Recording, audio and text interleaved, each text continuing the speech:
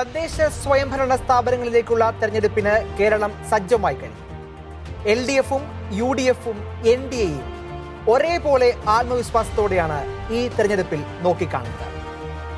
എന്നാൽ ഈ തെരഞ്ഞെടുപ്പിൽ കേരളത്തിന്റെ ക്രൈസ്തവ സമൂഹത്തിന്റെ മനസ്സ് എവിടെയാണ്?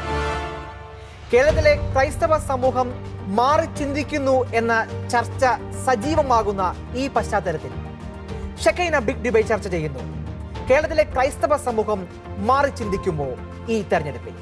ഈ ചർച്ചയിൽ നമ്മളോടൊപ്പം പങ്കെടുക്കുന്നു ദീപികയുടെ അസോസിയേറ്റ് എഡിറ്ററും ഡൽഹി ബ്യൂറോ ചീഫുമായ Shri George Kalluvayalil, AKCC global president advocate Biju Parayanilam, global media cell general secretary Shri Jo Kavalam, Deepika friends club സംസ്ഥാന director father Roy Kannanchira.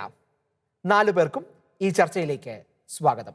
Shri George കല്ലുവയലിൽ, നമ്മുടെ ചർച്ച ശ്രീ ജോർജ് കല്ലുവയലിൽ നമ്മൾ ആരംഭിക്കുകയാണ്. ദേശീയ രാഷ്ട്രീയത്തെ, കേരളത്തിലെ രാഷ്ട്രീയത്തെയൊക്കെ അതിസൂക്ഷ്മമായി വർഷങ്ങൾ നിരീക്ഷിക്കുന്ന ഒരാളാണ് ശ്രീ ജോർജ് കല്ലുവയലിൽ. എങ്ങനെയാണ് ഈ ഒരു തദ്ദേശ സ്വയംഭരണ സ്ഥാപനങ്ങൾ തിരഞ്ഞെടുപ്പിനെ അങ്ങ് വിലയിരുത്തുന്നത്? ഏതൊക്കെ വിഷയങ്ങളായിരിക്കാം ഈ തിരഞ്ഞെടുപ്പിൽ നമ്മൾ ചർച്ച ചെയ്യപ്പെടുക? കഴിഞ്ഞ വർഷങ്ങളിൽ ഇലക്ഷനുമായി താരതമ്യം ചെയ്യുമ്പോൾ ഏതെങ്കിലുമൊക്കെ വ്യത്യസ്തത അല്ലെങ്കിൽ ഏതെങ്കിലുമൊക്കെ പുതുമകൾ ഈ തിരഞ്ഞെടുപ്പിൽ താങ്കൾ നിരീക്ഷിക്കുന്നുണ്ടോ? കേരളത്തിലെ തദ്ദേശ സ്വയംഭരണ തെരഞ്ഞെടുപ്പുകൾ എല്ലാ കാലത്തും ഒരുപക്ഷെ രാജ്യത്തെ ഏറ്റവും ചർച്ചാ വിഷയമാകുന്ന അല്ലെങ്കിൽ ഏറ്റവും സജീവമായ ഒരു തദ്ദേശ ഭരണ തെരഞ്ഞെടുപ്പാണ് കേരളത്തിൽ നടക്കുന്നത്. ഉത്തരേന്ത്യയിലൊക്കെ ഇത് പലപ്പോഴും ഗ്രാമങ്ങളിലൊക്കെ ചെറിയ ചലനങ്ങൾ പോലും ഉണ്ടാക്കാതെ കടന്നു പോകുന്ന പഞ്ചായത്തുകളുണ്ട്. പലപ്പോഴും അവിടെ നിലവിലുള്ള കാപ്പ് പഞ്ചായത്ത് എന്ന് പറയുന്ന ഹരിയാനയിലും മറ്റുമൊക്കെയുള്ള ഒരു ഒരു സംവിധാനമുണ്ട്. അതിന്റെ ഒരു അവര് പറയുന്നവർ മാത്രം പഞ്ചായത്തിൽ അംഗങ്ങളാകുകയും അവര് പറയുന്നത് പോലെ തന്നെ അപ്പോഴും കാപ്പ് പഞ്ചായത്തിന് ഈ സർക്കാർ അംഗീകൃത അല്ലെങ്കിൽ ഭരണഘടനാനുസൃതമായ ഈ ഗ്രാമപഞ്ചായത്തിനേക്കാൾ വലിയ മേധാവിത്വം കിട്ടുന്നുമുണ്ട്. അതൊക്കെ അവിടുത്തെ സ്ഥിതി. അപ്പൊ കേരളത്തിലേക്ക് വന്നാല് ഞാൻ ഏതാണ്ട് 15 കൊല്ലത്തിലേറെ കേരളത്തിൽ ജോലി ചെയ്തതിനു ശേഷമാണ് കേരളത്തിന്റെ തിരുവനന്തപുരത്തും കണ്ണൂരും കോട്ടയത്തും തൃശ്ശൂരും എറണാകുളത്തും ഒക്കെ ജോലി ചെയ്തിട്ടാണ് ഞാൻ തീർച്ചയായിട്ടും ഇങ്ങോട്ട് വരുന്നത്, ഡൽഹിയിലേക്ക് മാറിയത്. അപ്പോഴും കേരളത്തെ വളരെ സസൂക്ഷ്മം പഠിക്കാറുണ്ട്, കാണാറുണ്ട്.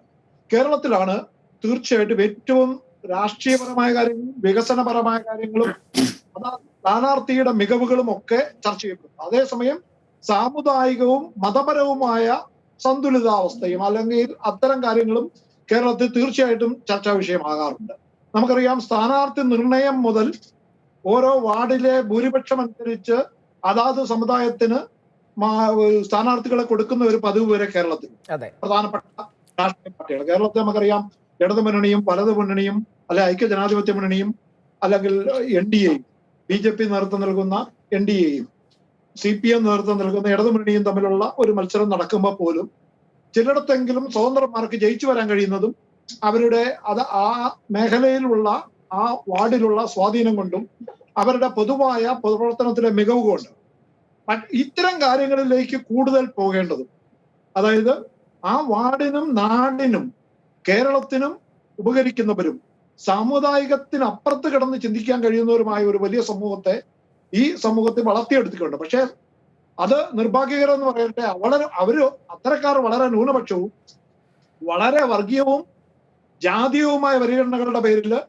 നടക്കുന്ന തെരഞ്ഞെടുപ്പിൽ അത്തരം ചില സ്വാധീനങ്ങൾ ഉയർത്തുകയും രാഷ്ട്രീയ പാർട്ടികൾ പോലും, പ്രധാനപ്പെട്ട രാഷ്ട്രീയ പാർട്ടികളാണ് കേരളത്തിൽ നമുക്കറിയാം, CPMഉം കോൺഗ്രസും BJPയും ഒക്കെ നേതൃത്വം നൽകുന്ന പ്രധാനപ്പെട്ട രാഷ്ട്രീയ പാർട്ടികൾ, അവര് പോലും അത് കാരണം മുസ്ലിം ലീഗ് പോലൊരു രാഷ്ട്രീയ പാർട്ടി അവിടെ നിൽക്കുന്നു. മുസ്ലിങ്ങൾ അല്ലാത്ത ആർക്കും തന്നെ അവിടെ കാര്യമായ യാതൊരു സ്വാധീനവുമില്ല. BJP നമുക്കറിയാം, പേരിന് കുറച്ച് പേർ കൊടുക്കുന്നുണ്ടെങ്കിലും ദേശീയ തലത്തിലായാലും ഒക്കെ അവര് 98% സ്ഥാനാർത്ഥികളും ഒരു സമുദായത്തിൽ നിന്നാണ്, ഭൂരിപക്ഷ സമുദായത്തിൽ. അപ്പം സാമുദായികമായും മതപരമായും ചില രാഷ്ട്രീയ പാർട്ടികള് ഇത് കൃത്യമായി അവർക്ക് വേണ്ടി മാത്രം നിലകൊള്ളുമ്പോൾ മറ്റു ചില രാഷ്ട്രീയ പാർട്ടികൾ അവിടെ സ്വാധീനം ചെലുത്തുന്ന അല്ലെങ്കിൽ വോട്ട് ബാങ്കിനെ സ്വാധീനിക്കാൻ കഴിയുന്ന ചില രാഷ്ട്രീയ പാർട്ടികൾ ആ മതസമുദായങ്ങളുടെ അല്ലെങ്കിൽ സാമുദായികമായ ജാതീയമായ തിരിവുകളുടെ അടിസ്ഥാനത്തിൽ അവർക്ക് മേൽക്കോയ്മ കൊടുത്തുകൊണ്ട്, കാര്യമായ മേൽക്കോയ്മ കൊടുത്തുകൊണ്ട് ഇത് വരുന്നതും കാണാം. കാരണം ആ മാറ്റം നമുക്ക് കുറച്ച് കഴിയുമ്പോൾ കേരളത്തിൽ ഞാൻ നിരീക്ഷിച്ചിട്ടുണ്ട്. ഇപ്പൊ കോട്ടയം ജില്ലയിൽ എടുത്താൽ പോലും നേരത്തെ ഉണ്ടായിരുന്ന സന്തുലിതാവസ്ഥ അല്ല ഇന്ന് നിലവിലുള്ളത്. അത് നിയമസഭാ തെരഞ്ഞെടുപ്പിൽ നമുക്ക് കാണാൻ കഴിയും. ഇപ്പൊ പഞ്ചായത്ത് തെരഞ്ഞെടുപ്പിലും ഒരു പരിധിവരെ അത് വളരെ സൂക്ഷ്മമായി പഠിച്ചാൽ മനസ്സിലാക്കാൻ കഴിയും. അപ്പോൾ ഇവിടെ ക്രൈസ്തവ സമുദായം പലപ്പോഴും, ഇത് ക്രൈസ്തവ സമുദായവുമായിട്ട് ബന്ധപ്പെട്ടൊരു ചർച്ച ആയതുകൊണ്ട് അതിലേക്ക് ഞാൻ വരികയാണ്. ക്രൈസ്തവ സമുദായം പലപ്പോഴും ഒരു വിഭാഗത്തിലും മേധാവിത്വമില്ലാതെ, ശക്തിയില്ലാതെ ദുർബലമാകുന്ന ഒരു സ്ഥിതിവിശേഷം കേരളത്തിൽ കാണാൻ കഴിയും. കാരണം ക്രൈസ്തവർക്ക് സ്വന്തമായൊരു രാഷ്ട്രീയ പാർട്ടി ഇല്ല. മുസ്ലിം ലീഗ് പോലെയോ, നേരത്തെ നായർമാർക്ക് NDP ഉണ്ടായിരുന്നു, SNDPക്ക് പാർട്ടി ഉണ്ടായിരുന്നു, അങ്ങനെയൊക്കെ SRP എന്ന് പറയുന്ന ഒരു പാർട്ടി ഉണ്ടായിരുന്നു.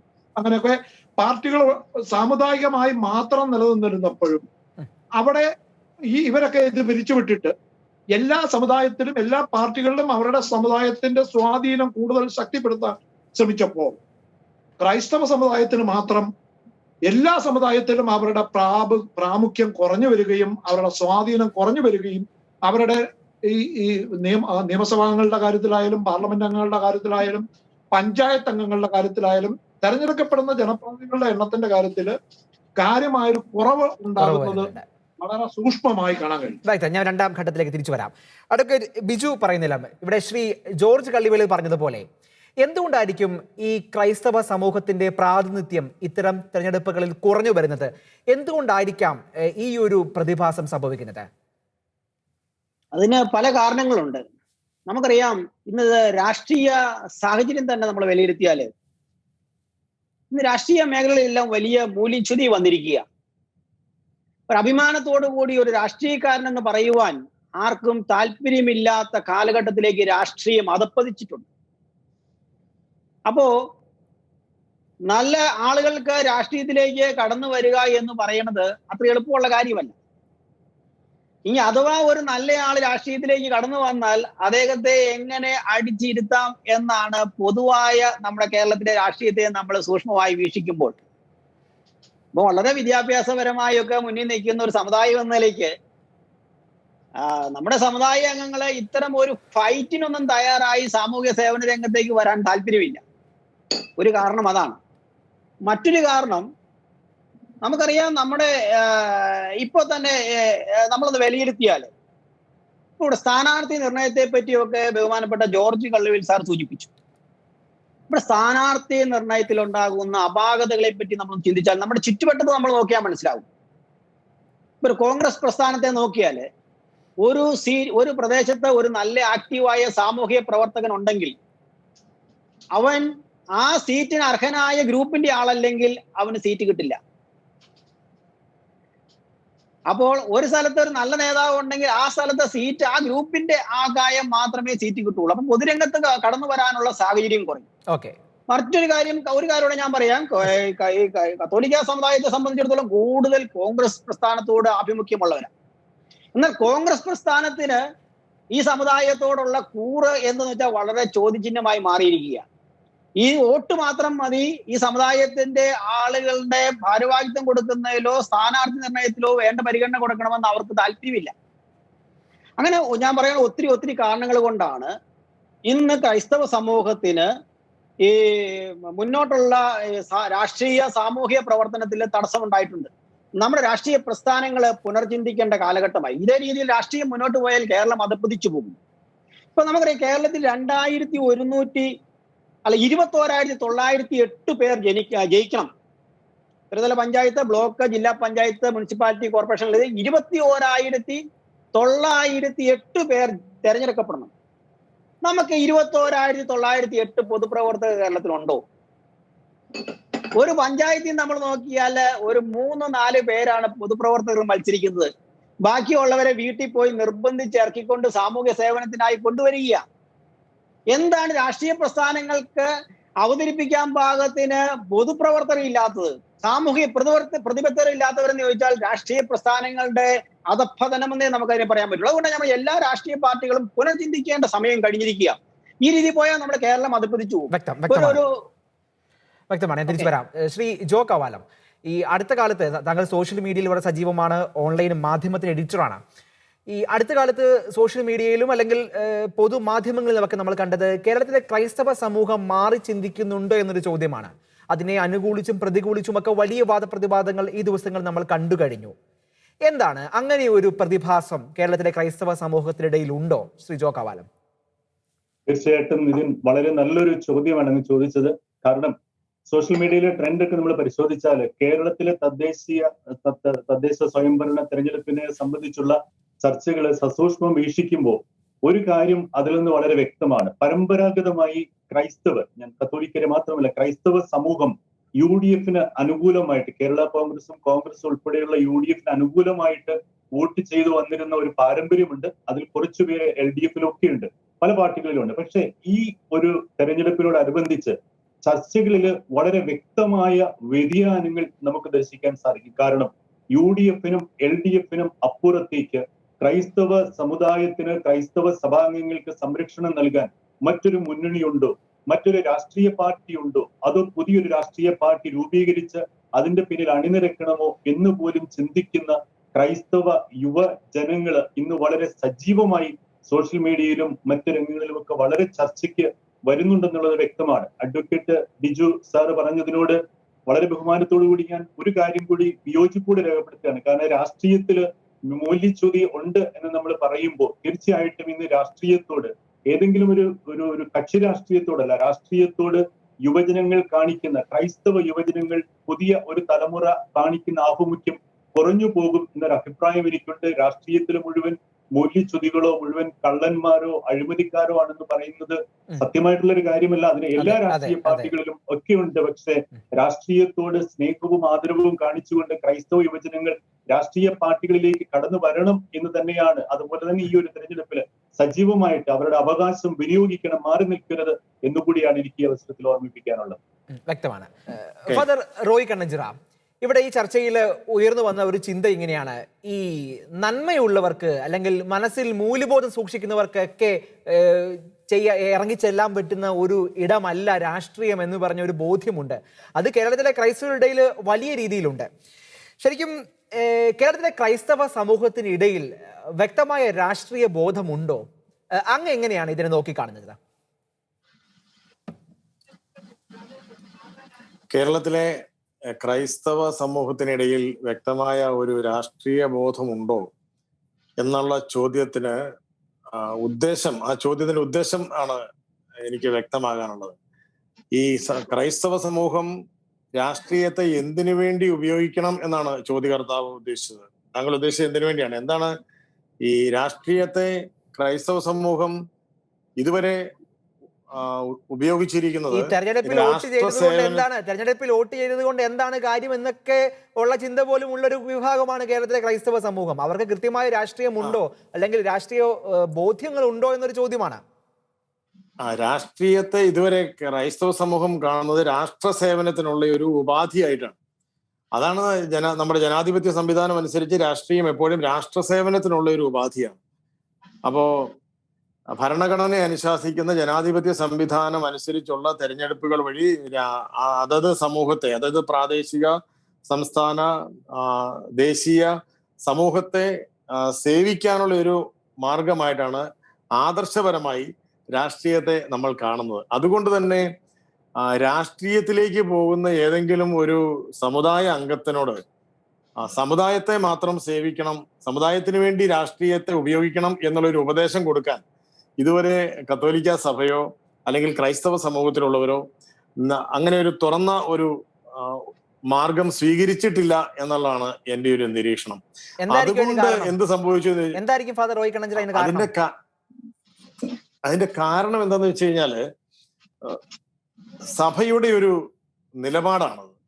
കത്തോലിക്ക സഭയെ സംബന്ധിച്ചിടത്തോളം ഏതെങ്കിലും ഒരു മതത്തിൽപ്പെട്ട ഒരു വിഭാഗം അല്ലെങ്കിൽ ഏതെങ്കിലും ഒരു ജാതിയിൽപ്പെട്ടവർ, ഏതെങ്കിലും ഒരു രാഷ്ട്രീയ പാർട്ടിയിൽപ്പെട്ടവർ, അങ്ങനെ ഒരു സമൂഹത്തെ സഭ കാണുന്നില്ല. ക്രൈസ്തവ സമൂഹത്തിൽ അല്ലെങ്കിൽ നമ്മുടെ കത്തോലിക്ക സഭയുടെ ഒരു കാഴ്ചപ്പാടിൽ ദൈവത്തിന്റെ മക്കളാണ് എല്ലാവരും. നമ്മൾ കാത്തലിക് എന്നുള്ളൊരു ആശയം, ഞാനൊരു കത്തോലിക്ക പുരോഹിതനായതുകൊണ്ട് പറയട്ടെ, കംപ്രൈസിങ് എവരിബഡി എന്നാണ്. അതായത് എല്ലാ മതത്തിലുള്ളവരെയും, എല്ലാ രാഷ്ട്രീയത്തിലുള്ളവരെയും, എല്ലാ വിഭാഗത്തിലുള്ളവരെയും പ്രാദേശിക ജാതി മത ഭേദമില്ലാതെ ദൈവത്തിന്റെ മക്കളായി കാണുന്നു, എല്ലാവരെയും മനുഷ്യരായി കാണുന്നു. അതുകൊണ്ടാണ് മനുഷ്യത്വത്തിനും ജീവനുമൊക്കെ നമ്മൾ പ്രാധാന്യം കൊടുക്കുന്നത്. അതുകൊണ്ട് അത്തരത്തിൽ രാഷ്ട്രീയത്തെക്കാൾ ഉപരി മനുഷ്യത്വത്തിനും മാനവികതയ്ക്കും ഊന്നൽ നൽകിക്കൊണ്ടുള്ള ഒരു പൊതുസമൂഹ നിർമ്മിതി, അതാണ് കത്തോലിക്ക സഭയുടെ ഒരു സാമൂഹിക ദർശനം എന്ന് ഞാൻ വിശ്വസിക്കുകയാണ്.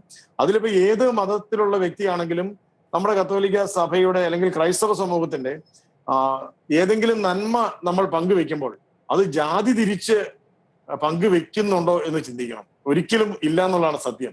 നമ്മൾ മതം തിരിച്ച് നമ്മുടെ നന്മകൾ, ആവശ്യത്തിനുള്ള നന്മകൾ പങ്കുവെക്കുന്നത്. ഞാൻ പറഞ്ഞു തന്നതിന്റെ ഉദ്ദേശം ഇതാണ്. രാഷ്ട്രീയവും അതുപോലെ പൊതുസമൂഹ സേവനത്തിന് ഉപകരിപ്പിക്കുന്ന ഒരു ഉപകരണമായി, ഒരു ടൂളായി മാറണം എന്നുള്ളതാണ് കത്തോലിക്ക സഭയുടെ ഒരു രാഷ്ട്രീയ കാഴ്ചപ്പാട് എന്ന് ഞാൻ വിചാരിക്കുകയാണ്.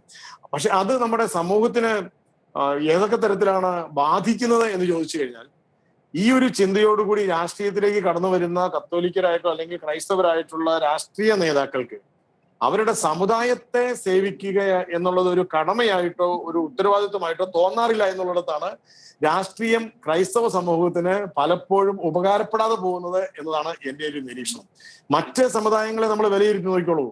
ഇപ്പോ കേരളത്തിലെ മുസ്ലിം സമൂഹം, അവർ ഏത് രാഷ്ട്രീയ പാർട്ടിയിലേക്കാണ് അവരുടെ അംഗങ്ങളെ അവരെ നിയോഗിക്കുന്നത് അല്ലെ ജയിപ്പിച്ചു വിടുന്നത് എങ്കിലും ആ ജയിച്ചു പോകുന്ന അംഗങ്ങൾ രാഷ്ട്ര സേവനത്തെക്കാൾ കൂടുതൽ അവരുടെ സമുദായത്തെ സംരക്ഷിക്കാനും അവരുടെ സമുദായത്തിലുള്ള അംഗങ്ങൾക്ക് എങ്ങനെ രാഷ്ട്രീയപരമായി സാമ്പത്തിക ലാഭം ഉണ്ടാക്കി കൊടുക്കാൻ കഴിയുന്ന പ്രവർത്തനങ്ങൾ ചെയ്യാൻ പറ്റുമെന്നുമാണ് അവർ നോക്കിക്കൊണ്ടിരിക്കുന്നത്. അതിന്റെ തെളിവുകൾ നമ്മുടെ ഈ വർത്തമാനകാല കേരളത്തിൽ പച്ചയ്ക്ക് നമ്മൾ മനസ്സിലാക്കുകയാണ്. അതുകൊണ്ട് അത്തരത്തിലുള്ള ഒരു ഉപകാരം കേരളത്തിലെ ക്രൈസ്തവ സമൂഹത്തിന്, കേരളത്തിലെ ക്രൈസ്തവ നാമധാരികളായിട്ടുള്ള രാഷ്ട്രീയക്കാരെ കൊണ്ട് ഉണ്ടായിട്ടില്ല. ഇനി ചർച്ച തുടരുമ്പോൾ കൂടുതൽ കാര്യങ്ങൾ പറയാം. സെക്കുലറായ ഒരു സമൂഹത്തിൽ അങ്ങനെ ഒരു പക്ഷത്തിന് മാത്രം അല്ലെങ്കിൽ അവരുടെ കാര്യങ്ങൾ നോക്കണം എന്നൊക്കെ പറയുന്നത് ഒരു സെക്കുലർ സ്വഭാവത്തിന് തന്നെ ഒരു കോട്ടം വരുമെന്ന് നിരീക്ഷണമില്ലേ? അതിനെ എങ്ങനെയാണ് നോക്കിക്കാണുന്നത്? സെക്കുലറിസം എന്ന് പറയുന്നത് ഭരണഘടന മുന്നോട്ട് വയ്ക്കുന്ന നമ്മുടെ പ്രഥമമായ മൂല്യമാണ്, രാഷ്ട്രത്തിന്റെ പ്രഥമ മൂല്യമാണ്. India is A secular democratic republic ആണ്. അപ്പോൾ ഈ സെക്കുലറിസം എന്ന് പറയുന്നത് ഏതെങ്കിലും ഒരു സമുദായം മാത്രം അനുശീലിക്കേണ്ട ഒരു ജീവിത നിഷ്ഠയാണ്, സാമൂഹിക ജീവിതചര്യയാണ് എന്ന് ആർക്കെങ്കിലും നിർബന്ധിക്കാൻ പറ്റില്ല. ഇവിടെ ഇപ്പൊ കത്തോലിക്ക അല്ലെ ക്രൈസ്തവ സമൂഹത്തിലുള്ള ആരെങ്കിലും ഒരാൾ രാഷ്ട്രീയത്തിന്റെ കാര്യം പറഞ്ഞു കഴിഞ്ഞാൽ ഉടനെ അത് വിഭാഗീയതയായി, വർഗീയതയായി. അതേസമയം ഇതേ ചില സമുദായം രാഷ്ട്രീയത്തിൽ വന്നിരിക്കുന്നത് തന്നെ ആ സമുദായത്തിന് വേണ്ടിയാണ് എന്ന് അവരുടെ പേര് കൊണ്ട് സൂചിപ്പിച്ചുകൊണ്ട് തന്നെ പ്രവർത്തിക്കുന്നവരുണ്ട് ഇവിടെ. അവർക്ക് ആർക്കും പ്രശ്നങ്ങളില്ല. പക്ഷെ ക്രൈസ്തവ സമൂഹത്തിൽ ആരെങ്കിലും രാഷ്ട്രീയം പറഞ്ഞാൽ ഉടനെ അത് വർഗീയതയായി, വിഭാഗീയതയായി. അത് ശരിയല്ല. ഇവിടെ മതേതരത്വം എന്നുള്ള സങ്കല്പം, സെക്കുലറിസം എന്നുള്ള സങ്കല്പം, ഇത് സങ്കല്പമല്ല, ഇത് യാഥാർത്ഥ്യമാകണം. യാഥാർത്ഥ്യത്തിലേക്ക് ഉള്ള യാത്ര തുടരുന്ന മൂല്യങ്ങളാണ്. ആ മൂല്യങ്ങൾ എല്ലാവർക്കും വേണം. എല്ലാവരും അത് തുല്യ പരമപ്രാധാന്യത്തോടു കൂടി അനുശീലിക്കണം. എന്നാൽ മാത്രമേ ജനാധിപത്യം ഇവിടെ എല്ലാവരിലേക്കും എത്തുകയുള്ളൂ. അല്ലെങ്കിൽ ആധിപത്യം പുലർത്താൻ കെൽപ്പുള്ള രാഷ്ട്രീയ പ്രഭുക്കളുടെ സമുദായത്തിലേക്ക് മാത്രം ഈ ജനാധിപത്യത്തിന്റെ നന്മകൾ എത്തും.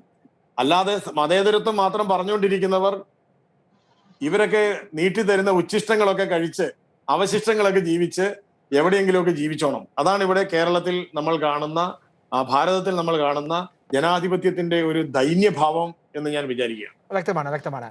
ശ്രീ ജോർജ് കള്ളിവയലിൽ ഇവിടെ ഫാദർ റോയ് കണഞ്ചിൽ പറഞ്ഞതുപോലെ അല്ലെങ്കിൽ നമ്മുടെ മറ്റു അതിഥികൾ പറഞ്ഞതുപോലെ ഈ കേരളത്തിലെ ക്രൈസ്തവ സമൂഹത്തിൽ നിന്ന് വളർന്നു വന്ന കുറേയധികം നേതാക്കൾ കേരളത്തിലുണ്ട്.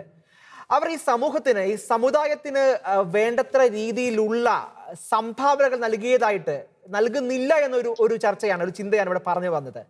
താങ്കൾ അതിനോട് യോജിക്കുന്നുണ്ടോ? നിതിൻ, റോയ് കണ്ണഞ്ചിറ അച്ഛൻ പറഞ്ഞ കാര്യം 100% ശരിയാണ്. പക്ഷെ അതിന്റെ കാരണത്തിലേക്ക് കൂടെ കിടക്കേണ്ടതുണ്ട്. അതെ, സമുദായം എന്ന നിലയിൽ എന്താണ് ഈ നേതാക്കളുടെ വളർച്ചയ്ക്ക് സമുദായം ചെയ്തത്? ആ ഒരു ചോദ്യത്തിന് ഉത്തരമുണ്ടെങ്കിൽ മാത്രമേ തിരിച്ചെന്ത് ചെയ്തു എന്ന കാര്യത്തെക്കുറിച്ച്, അല്ലെങ്കിൽ തിരിച്ചു കിട്ടിയില്ല എന്നതിനെ കുറിച്ച് പറയാൻ കഴിയൂ.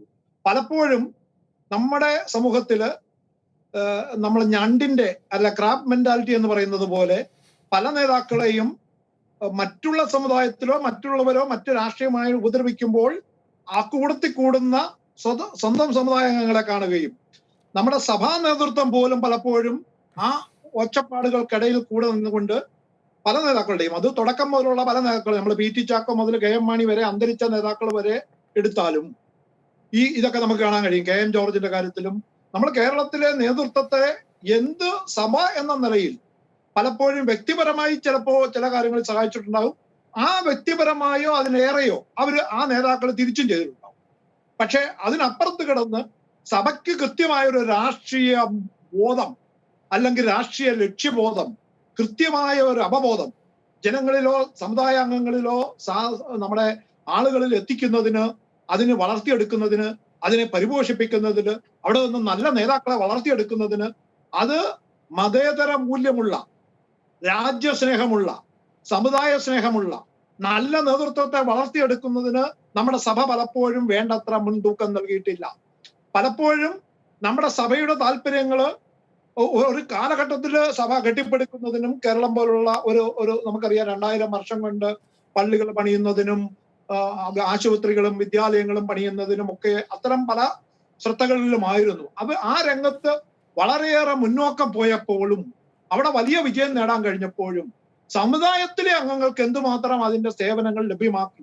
കാരണം അവിടെ റോയി അച്ഛൻ പറഞ്ഞ പോലെ എല്ലാ സമുദായത്തിനും തുല്യത കൊടുക്കുകയാണ് അവിടെ എല്ലായിടത്തും. അപ്പൊ ആ തുല്യത ആ ഒരു ആംഗിൾ എടുത്തുകൊണ്ട് വരുമ്പോ പലപ്പോഴും സ്വന്തം സമുദായം, ഞാൻ 100 കണക്കിന് പരാതികൾ കേട്ടിട്ടുണ്ട്. നമ്മുടെ വിദ്യാലയങ്ങളിൽ, കത്തോലിക്ക സഭ നടത്തുന്ന, ക്രൈസ്തവ സമൂഹം നടത്തുന്ന വിദ്യാലയങ്ങളിൽ, എനിക്ക് എന്റെ മക്കളുടെ കാര്യത്തിൽ പോലും ഉണ്ടായിട്ടുണ്ട്. ഡൽഹിയിലൊക്കെ വന്നിട്ട് നമുക്ക് അഡ്മിഷൻ കിട്ടാൻ പ്രയാസപ്പെടുന്നു. മെറിറ്റ് ഉണ്ടായിട്ട്, മെറിറ്റ് ഇല്ലെങ്കിൽ കുഴപ്പമില്ല, മെറിറ്റ് ഉള്ള അത് തന്നെ നമ്മുടെ നഴ്സിംഗ് സ്കൂളുകളിൽ, നമ്മുടെ മെഡിക്കൽ കോളേജുകളിൽ, നമ്മുടെ ആശുപത്രികളിലൊക്കെ ഇത്തരം പരാതികളിൽ ഇപ്പോഴും കേൾക്കാറുണ്ട്. അതെന്തുകൊണ്ടാണെന്ന് ചോദിച്ചാൽ പലപ്പോഴും ഈ വ്യക്തിപരമായി ബന്ധമുള്ള ചിലരുടെ സമുദായങ്ങൾ, അത് അല്ലാതെ സാമുദായികമായി അല്ല ഇത്തരം കാര്യങ്ങളിൽ ഒരു സമീപനം സഭയും സഭയുടെ സ്ഥാപനങ്ങളും എടുത്തിട്ടുണ്ട്. ഒരു നിമിഷം മറുപടി. കള്ളിവേലിൽ സാറിനോട് എനിക്ക് പറയാനുള്ളത് അത് തന്നെയാണ് കത്തോലിക്ക സഭയുടെ ക്രെഡിറ്റ് എന്നുള്ളതാണ്. അതെങ്ങനെയാണ് ക്രെഡിറ്റ് ആകുന്നത് ഫാദർ റോയ് കണ്ണഞ്ചിറ? സാറിന്റെ കുട്ടികൾക്ക് കിട്ടിയില്ല എന്ന് പറയുന്നതല്ല, അത് ക്രെഡിറ്റ് ആണെന്നുള്ള അർത്ഥത്തിലല്ല ഞാൻ പറഞ്ഞത്.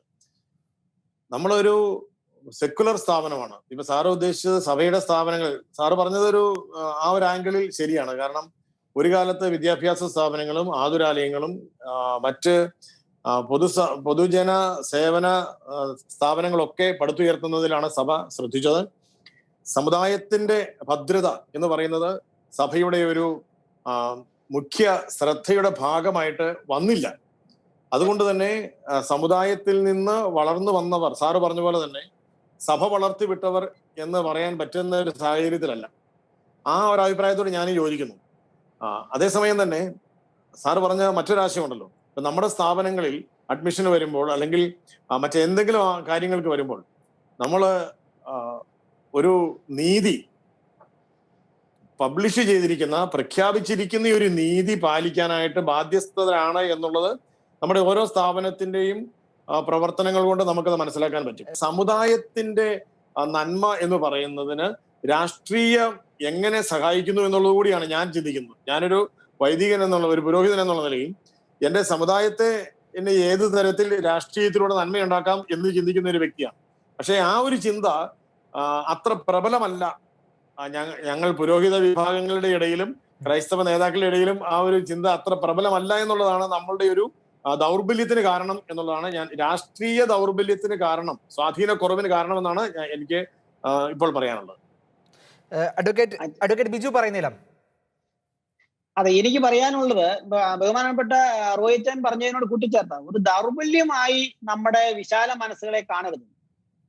നമ്മള് എല്ലാരെയും ഉൾക്കൊള്ളുന്ന സമീപനമാണ് നാളിതുവരെ സൂക്ഷിച്ചിട്ട് അങ്ങനെ തന്നെ മുന്നോട്ട് പോകാവുള്ളൂ. പക്ഷേ ഇത് ജനാധിപത്യ രാജ്യത്ത്, ഡെമോക്രസിയിൽ വിശ്വസിക്കുന്ന രാജ്യത്ത് ഒരു സമുദായത്തിന്റെ ആവശ്യങ്ങൾ, കാർഷിക മേഖലയാണ് നമ്മുടെ അടിത്തറ, കാർഷിക മേഖല തകർന്നു പോയിട്ടും അങ്ങനെ എല്ലാ മേഖലയിലും വലിയ തിരിച്ചടി ഉണ്ടായിട്ടും നമ്മുടെ ആവശ്യങ്ങളോട് അനുകൂലമായി നിലപാട് സ്വീകരിക്കാത്ത, ഇപ്പൊ ന്യൂനപക്ഷ ആനുകൂല്യങ്ങളുടെ വിതരണത്തിലെ പക്ഷപാതം, അങ്ങനെ ഓരോന്ന് എടുത്താൽ ഇപ്പൊ സാമ്പത്തിക സമ്പന്നത്തിലുണ്ടായിരിക്കുന്ന അഭിപ്രായ വ്യത്യാസങ്ങൾ ഒക്കെ ഏത് കാര്യത്തിലും ഈ സമുദായത്തിന്റെ ആവശ്യങ്ങളോട് തുറന്ന സമീപനമില്ലാത്തവരെ നമ്മൾ തുറന്ന് എതിർക്കേണ്ട കാലഘട്ടം അതിജീവിച്ചു. അതിന് മുഖം നോക്കാതെ എതിർക്കണം. ഇനി ഈ സമുദായത്തിന്, ക്രൈസ്തവ സമൂഹത്തിനും സമുദായത്തിനും മുന്നോട്ട് പോകണമെങ്കിൽ പരമ്പരാഗതമായ മൃദു സമീപനങ്ങൾ അവസാനിപ്പിക്കുകയും നമ്മുടെ ആവശ്യങ്ങളോട് എങ്ങനെയാണ് സമീപിക്കേണ്ടത് എന്നുള്ള രീതിയിൽ നമ്മൾ തിരിച്ചും സമീപനം എടുക്കേണ്ടത് എല്ലാ രാഷ്ട്രീയ പാർട്ടികളോടും. നമുക്കിവിടെ കോൺഗ്രസിനോ കേരള കോൺഗ്രസിനോ BJP-ന്നോ കമ്മ്യൂണിസ്റ്റിനോ ഇല്ല. അവരുടെ സമീപനം, അവരുടെ ഈ രാജ്യത്തോടുള്ള സമീപനം, പൊതുസമൂഹത്തോടുള്ള സമീപനം, വിഷയങ്ങളിലുള്ള സമീപനമായിരിക്കണം ഈ സമ്മർദ്ദത്തിനപ്പുറത്തേക്ക് നമ്മുടെ നിലപാടുകൾ കൊണ്ടുപോകേണ്ടത്. അതിനിഞ്ഞ് തുറന്ന സമീപനമായി ക്രൈസ്തവ സമൂഹം, പ്രത്യേകിച്ച് കേരളത്തിലെ പ്രമുഖ സമുദായം എന്ന നിലയ്ക്ക് കത്തോലിക്ക സമുദായം ഇനിയുള്ള കാലങ്ങളിൽ തെരഞ്ഞെടുപ്പുകളിൽ ഉൾപ്പെടെ അതിന്റെ നിലപാടുകൾ സ്വീകരിക്കണം. എങ്കിൽ മാത്രമേ രാജ്യത്തിന് മാറ്റം ഉണ്ടാകാൻ പറ്റുള്ളൂ, വികസനം ഉണ്ടാകുകയുള്ളൂ എന്നാണ് എനിക്ക് പറയാനുള്ളത്. വ്യക്തമാണ്. ശ്രീ ജോ കവാലം, അത്തരത്തിലുള്ള എന്തൊക്കെ സമീപനങ്ങളാണ് ഈ മുഖ്യധാര രാഷ്ട്രീയ പാർട്ടികളുടെ ഇടയിൽ നിന്ന് മാറേണ്ടത്? താങ്കൾ എങ്ങനെയാണ് അത്തരം വിഷയങ്ങളെ നോക്കിക്കാണുന്നത്? നമ്മുടെ കണ്ണഞ്ചരേച്ചൻ പറഞ്ഞതിനോട് ഞാൻ യോജിച്ചുകൊണ്ട് പറയുകയാണ്. നമ്മുടെ സഭയുടെ നന്മ എന്ന് പറയുന്നത് എല്ലാ ജാതി മത വിഭാഗങ്ങളിലും എത്തണം. ഞാനൊരു കുട്ടനാട്ടിലെ ഒരു കുടുംബത്തിൽ പിറന്ന വ്യക്തിയാണ്. അപ്പൊ കുട്ടനാട്ടിലെ കർഷകർ, പ്രത്യേകിച്ച് ക്രിസ്ത്യാനികളായിട്ടുള്ള ഒരുപാട് കർഷകര് മണ്ണിൽ പടവെട്ടി അധ്വാനിച്ചുണ്ടാക്കുന്ന നെല്ല് കൊത്തി അരിയാക്കുമ്പോൾ അത് കഴിക്കുന്നത് ഈഴവനാണോ, നായരാണോ, നമ്പൂരിയാണോ, മുസ്ലിമാണോ നോക്കാറില്ലാത്തതുപോലെ സഭയുടെ നന്മകൾ പുറത്തേക്ക് ഇങ്ങനെ വളരണം, അത് എല്ലാവർക്കും എത്തണം. അതോടൊപ്പം തന്നെ നമ്മൾ ശ്രദ്ധിക്കേണ്ട വളരെ പ്രധാനപ്പെട്ട കാര്യമാണ് ബിജു സാർ പറഞ്ഞത്. നമ്മുടെ സമുദായത്തിന് നന്മ ലഭിക്കത്തക്ക രീതിയിൽ നമ്മുടെ യുവജനങ്ങളെ വാർത്തെടുക്കുകയും അവരെ രാഷ്ട്രീയത്തിലേക്ക് കൊണ്ടുവരികയും, ഏത് രാഷ്ട്രീയ പാർട്ടി ആയിക്കൊള്ളട്ടെ, അവർ അവിടേക്ക് ജയിച്ചു പോയാല് സമുദായത്തോട്, സഭയോട്, സമൂഹത്തോട് നന്മ ചെയ്യുന്നവരും കടപ്പാടുള്ളവരുമായിട്ട് മാറുന്നുണ്ടോ എന്ന് ചിന്തിക്കേണ്ടതാണ്. ഇപ്പോ ഞാനൊരു ചെറിയൊരു സ്റ്റഡി നടത്തിയപ്പോ കേരളത്തിൽ ക്രൈസ്തവ നാമധാരികളായ 28 MLA-മാരും ഏകദേശം 6ഓളം MP-മാരും ഉണ്ട്. അവരെല്ലാം ക്രൈസ്തവ നാമധാരികളാണ്. അവർ ആരൊക്കെ വിശ്വസിക്കുന്നത് എനിക്കറിയില്ല. പക്ഷെ ഇവരൊക്കെ ഇലക്ഷന്റെ സമയത്ത് പള്ളികളൊക്കെ പോകുകയും അച്ഛന്മാരെയും മെത്രാന്മാരെയൊക്കെ കാണുകയും ചെയ്തിട്ട് അതിനുശേഷം ജയിച്ചു വന്നാൽ, ഇറസ്പെക്റ്റീവ് ഓഫ് പൊളിറ്റിക്കൽ പാർട്ടി, അവർ ജയിച്ചു വന്നാൽ സഭയുടെ ഏതെങ്കിലും ഒരു നിലപാടുകൾക്ക് ഒപ്പം പരസ്യമായിട്ട് നിൽക്കുന്നില്ല എന്ന് മാത്രമല്ല, അവര് പരസ്യമായിട്ട് അതിനെ എതിർത്തുകൊണ്ട് സംസാരിക്കുകയാണ്. നമുക്കറിയാം, പരിസ്ഥിതി ലോല പ്രദേശങ്ങളുടെ പ്രശ്നങ്ങള് ഇടുക്കിയിലും കട്ടപ്പനയിലും ഉണ്ടായപ്പോൾ ആദ്യം അതിനെ എതിർത്തത് ക്രൈസ്തവ നാമധാരിയായിട്ടുള്ള ഒരു MP-യാണ്. അതുപോലെ തന്നെ മൃതസംസ്കാരത്തെ കുറിച്ചുള്ള ഒരു ഓർഡിനൻസ് നിയമസഭ പാസ്സാക്കിയപ്പോൾ അതിനെ കളിയാക്കിക്കൊണ്ട് ക്രൈസ്തവരെ അപഹസിച്ചുകൊണ്ട് ആദ്യം ഫേസ്ബുക്കിൽ പോസ്റ്റ് ഇട്ടത് അനിൽ അക്കര എന്ന് പറയുന്ന ഒരു കോൺഗ്രസിന്റെ MP-യാണ്. അതുപോലെ തന്നെ ലവ് ജിഹാദിനെ കുറിച്ച് ഇവിടുത്തെ ചെറുപ്പക്കാർ ഉത്കണ്ഠയോടുകൂടി സംസാരിച്ചപ്പോ ഈ സമൂഹത്തിലെ ഒരു പൊളിറ്റിക്കൽ പാർട്ടിയിലുള്ള മറ്റ് ജാതി മത വിഭാഗങ്ങളിൽ ഉള്ളവര് സംസാരിക്കാതിരുന്നപ്പോ ആദ്യം അങ്ങനെ ഒരു സംഭവമേ ഇല്ല, തെറ്റായ പ്രചരണമാണെന്ന് ഉറക്കെ പ്രഖ്യാപിച്ചത് ഒരു ക്രൈസ്തവ നാമധാരിയായ ബെന്നി ബെഹനാൻ എന്ന് പറയുന്ന MP-യാണ്. അങ്ങനെയല്ല അദ്ദേഹം പറഞ്ഞത്, അദ്ദേഹം പാർലമെന്റിൽ ചോദ്യം ചോദിക്കുകയാണ് ചെയ്തത്. അതിനെക്കുറിച്ചുള്ള വിവാദങ്ങളില് അദ്ദേഹം എക്സ്പ്ലനേഷൻ നൽകിയിട്ടില്ല. അദ്ദേഹം എപ്പോഴും ഒരു ചോദ്യം ചോദിച്ചതാണ് പാർലമെന്റിൽ. തീർച്ചയായും തുടരൂ. അല്ല, തീർച്ചയായിട്ടും. അതുപോലെ തന്നെ ഞാനിപ്പോ പറയുന്നത് ഇവിടെ സെക്യുലറിസത്തെ കുറിച്ചുള്ള ഒരു ചർച്ചയിൽ കണ്ണഞ്ചരേച്ചൻ പറഞ്ഞപ്പോഴും ഞാൻ ശ്രദ്ധിക്കുകയായിരുന്നു. സെക്യുലറിസം എന്ന് പറഞ്ഞാൽ ആളുകളെ തെറ്റിദ്ധരിക്കുകയാണ്. പ്രത്യേകിച്ച് നമ്മുടെ ആളുകൾ, സമുദായത്തിൽ നിന്ന് ജയിച്ചു പോകുന്ന ആളുകൾ, പഞ്ചായത്ത് മുതൽ പാർലമെന്റ് വരെയുള്ളവരെ തെറ്റിദ്ധരിക്കുകയാണ്. എന്താണ് സെക്യുലറിസം? ജയിച്ചു കഴിഞ്ഞാൽ സ്വന്തം സമുദായത്തെ, സ്വന്തം സഭയെ, സ്വന്തം വിശ്വാസത്തെ തള്ളിപ്പറയണമെന്നല്ല. ഗാന്ധിജിയുടെ സെക്യുലറിസം ഉണ്ട്, നെഹ്റുവിന്റെ സെക്യുലറിസം ഉണ്ട്. നെഹ്റുവിന്റെ സെക്യുലറിസം എന്ന് പറഞ്ഞാൽ എല്ലാവരും തുല്യരാണ്, ഞാൻ എന്ന് പറയുന്ന എന്റെ ഐഡന്റിറ്റി ഞാൻ പ്രഖ്യാപിക്കില്ല, എല്ലാവരെയും സ്നേഹിക്കുന്നു, എല്ലാവരെയും സമത്വം, സുന്ദരം, അങ്ങനെ ആ ഒരു സെക്യുലറിസമാണ് ഒരുപക്ഷെ ഇടതുപക്ഷ പാർട്ടികൾ പിന്തുടരുന്നത്. ഗാന്ധിജി വ്യക്തമായിട്ട് സെക്യുലറിസത്തെ കുറിച്ച് നിർവചിച്ചിട്ടുണ്ട്. അദ്ദേഹം പറയുന്നത് എന്റെ വിശ്വാസം ഉയർത്തിപ്പിടിക്കാനും കാത്തു സൂക്ഷിക്കാനും ഉള്ള കടമ പോലെ തന്നെ മറ്റുള്ള ഏത് വ്യക്തിയുടെയും വിശ്വാസത്തെ സംരക്ഷിക്കാനുള്ള ബാധ്യതയാണ് സെക്യുലറിസം. ഇവിടെ സെക്യുലറിസം എന്ന് പറഞ്ഞാൽ സ്വന്തം വിശ്വാസത്തെ മറച്ചു വെക്കാനോ സ്വന്തം വിശ്വാസത്തെ മാറ്റിവെച്ചുകൊണ്ട് മറ്റുള്ളവർക്ക് വേണ്ടി പ്രവർത്തിക്കാനുള്ളതാണെന്നുള്ള ഒരു മിഥ്യാബോധം ക്രൈസ്തവ സമൂഹത്തിൽ നിന്ന് അവരുടെ പിന്തുണയോടുകൂടി ജയിച്ചു വന്ന പല നേതാക്കൾക്കും അതുപോലെ തന്നെ MP-മാർക്കും MLA-മാർക്കും മറ്റു പ്രതിനിധികൾക്കും ഉണ്ട് എന്നുള്ളൊരു ശക്തമായ ഒരു ബോധ്യം, അങ്ങനെ ഒരു ചിന്ത ഇന്നത്തെ സമൂഹത്തിനുണ്ട്, പ്രത്യേകിച്ച് യുവജനങ്ങൾക്കുണ്ട്.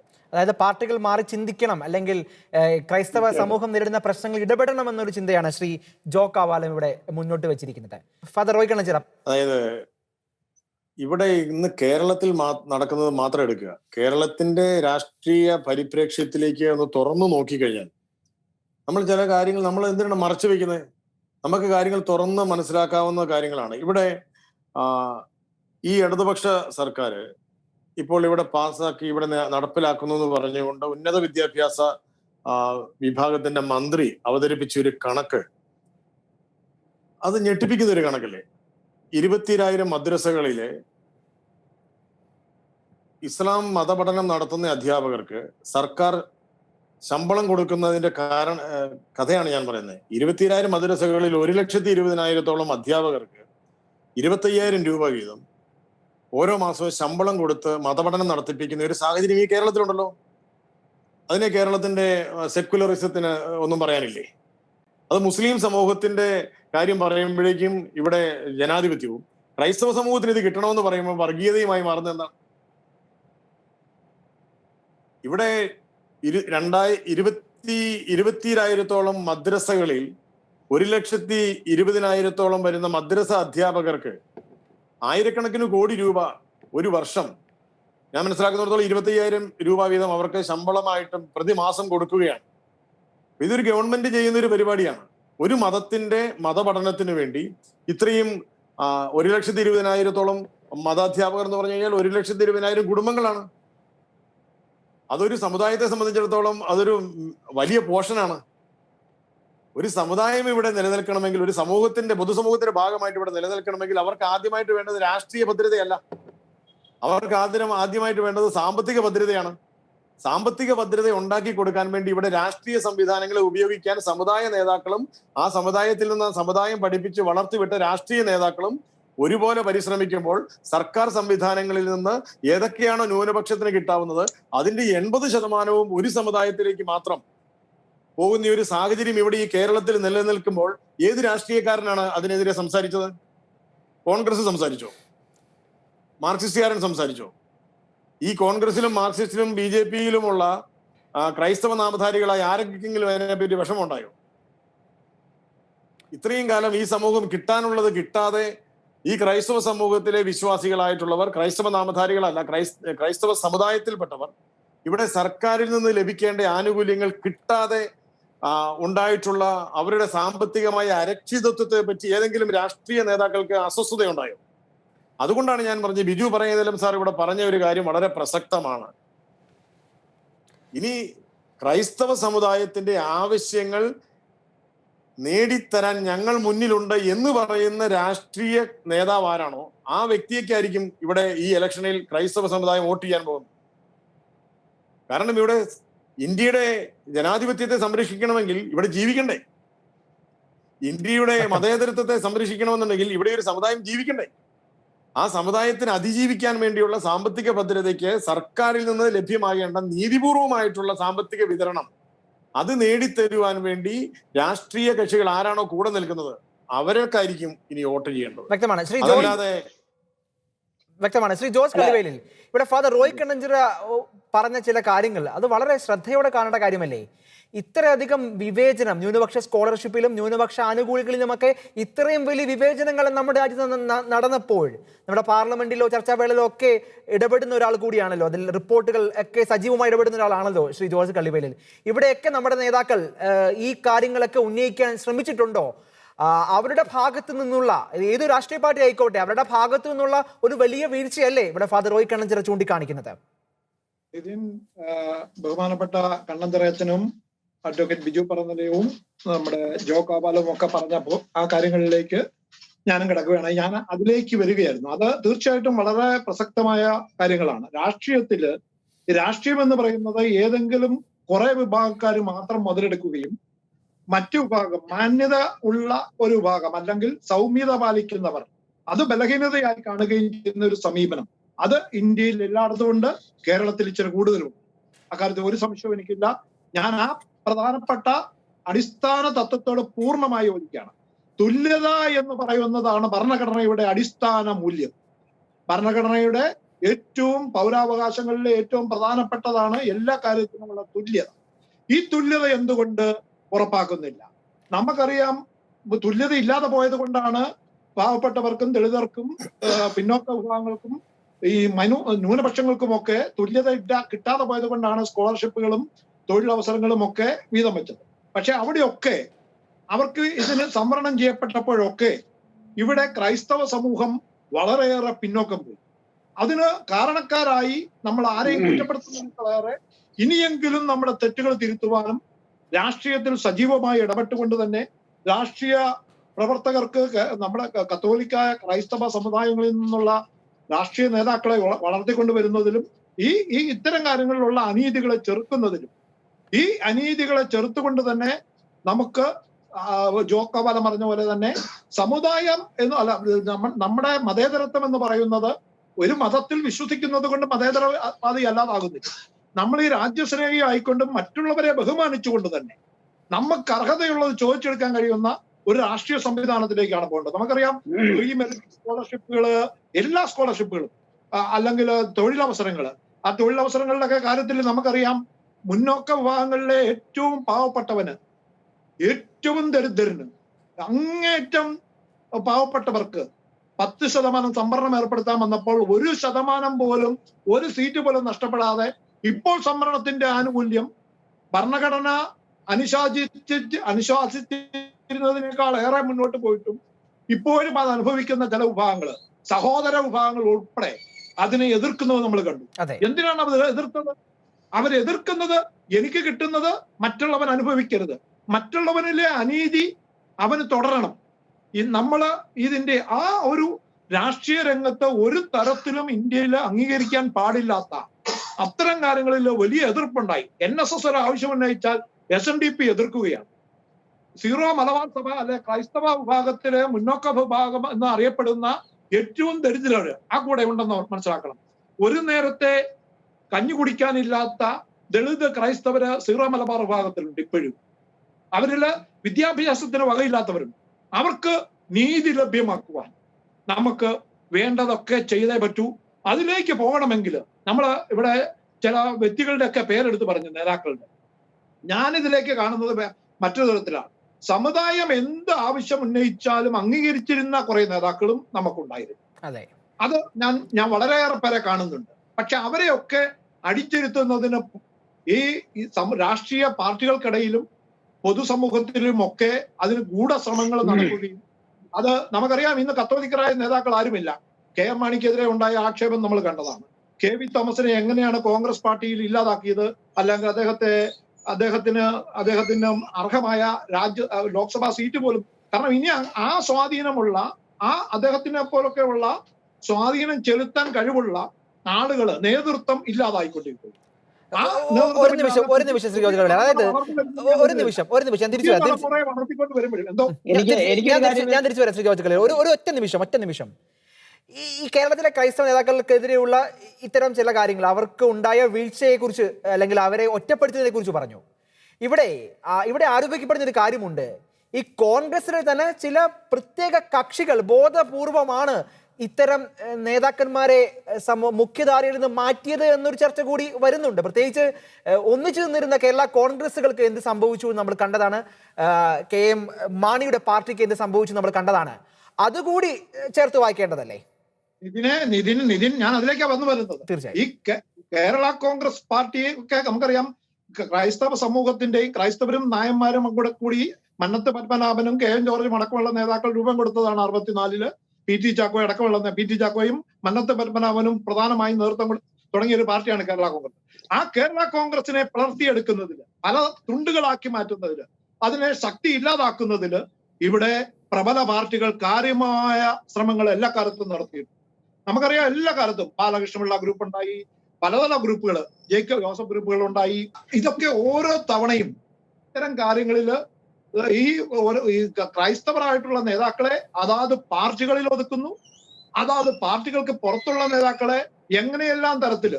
നമുക്കറിയാം, ഇവിടെ സീറോ മലബാർ സഭയുടെ തലവനെതിരെ ഒരു ആരോപണം ഉന്നയിച്ച് എത്ര നാളുകളാണ് ഇവിടുത്തെ ടെലിവിഷനുകളിൽ ചർച്ച നടത്തിയത്. ഇപ്പോൾ KP യോഹന്നാന്റെ സഭയ്ക്കെതിരെ ഉണ്ടായ, അത് കോടിക്കണക്കിന് രൂപ പണം നേരിട്ട് കള്ളപ്പണം, അനധികൃത പണം സൂക്ഷിച്ചത് കണ്ടെത്തി. എന്റെ ഇവിടുത്തെ ഒരു ചാനലുകാരും ചർച്ച ചെയ്യുന്നില്ല. പൊതുസമൂഹം അത് ചർച്ചയ്ക്ക് പോലും എടുക്കാൻ തയ്യാറാകുന്നില്ല. 1-2 ന്യൂസ് പെട്ടെന്ന് അവസാനിച്ചു. മറ്റത് മാസങ്ങളോളം വിട്ട് കളിക്കുക. അത് സമുദായത്തിനകത്തുണ്ടായ ഒരു ചെറിയ പ്രശ്നത്തെ എങ്ങനെ വഷളാക്കിക്കൊണ്ട് ഈ പ്രശ്നങ്ങളെയെല്ലാം വക്രീകരിച്ചുകൊണ്ട് ഈ തെറ്റായ വിവരങ്ങൾ പുറത്തോട്ട് കൊടുത്തുകൊണ്ട് ഇതിനെയൊക്കെ സമൂഹത്തില് താറടിച്ചു കാണിക്കാൻ, അത് ക്രൈസ്തവർക്കെതിരെയുള്ള, അത് ഈ വ്യക്തികളുടെ കാര്യമായി നമുക്കറിയാം, ഒരു കന്യാസ്ത്രീ മരിച്ച കേസ് മുതൽ എന്തെല്ലാം കാര്യങ്ങൾ, അവിടെയൊക്കെ ഉണ്ടാകുന്ന താല്പര്യപൂർവമായ ഇടപെടലുകൾ ചില സമുദായങ്ങളും രാഷ്ട്രീയ പാർട്ടികളും നടത്തുമ്പോൾ ചില മാധ്യമങ്ങളും അതിനെ കൂട്ടുനിൽക്കുമ്പോൾ, മുഖ്യധാരാ മാധ്യമങ്ങളിൽ നിന്ന് അവകാശപ്പെടുന്നവർ അവരുൾപ്പെടെ കൂട്ടുനിൽക്കുമ്പോൾ അതേ ആ അളവുകോല് മറ്റു പലർക്കും അവർ ബാധകമാക്കുന്നില്ല. ഇങ്ങനെ തികഞ്ഞ വിവേചനം നേരിടുന്ന ഒരു സമൂഹമാണ് കേരളത്തിലെ ക്രൈസ്തവ സമൂഹം.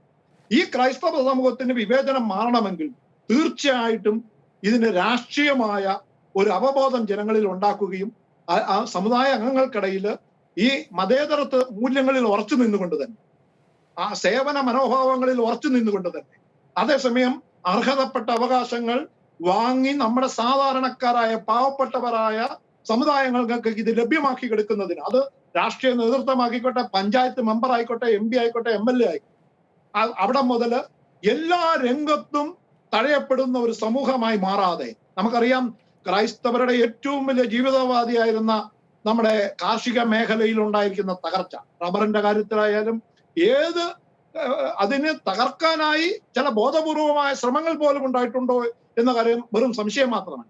അതൊക്കെ ആശങ്കാജനകമായ കാര്യങ്ങളാണ്. അപ്പോ എനിക്ക് ഈ സമയത്ത് ഒരു നിമിഷം ജോർജ് കളിൽ ഒന്ന് പറഞ്ഞ് അവസാനിപ്പിച്ചോട്ടെ, പെട്ടെന്ന് അവസാനിപ്പിക്കാം. ശ്രീ ജോർജ് കളിൽ പറഞ്ഞ് അവസാനിപ്പിക്കാം, പറഞ്ഞോളൂ.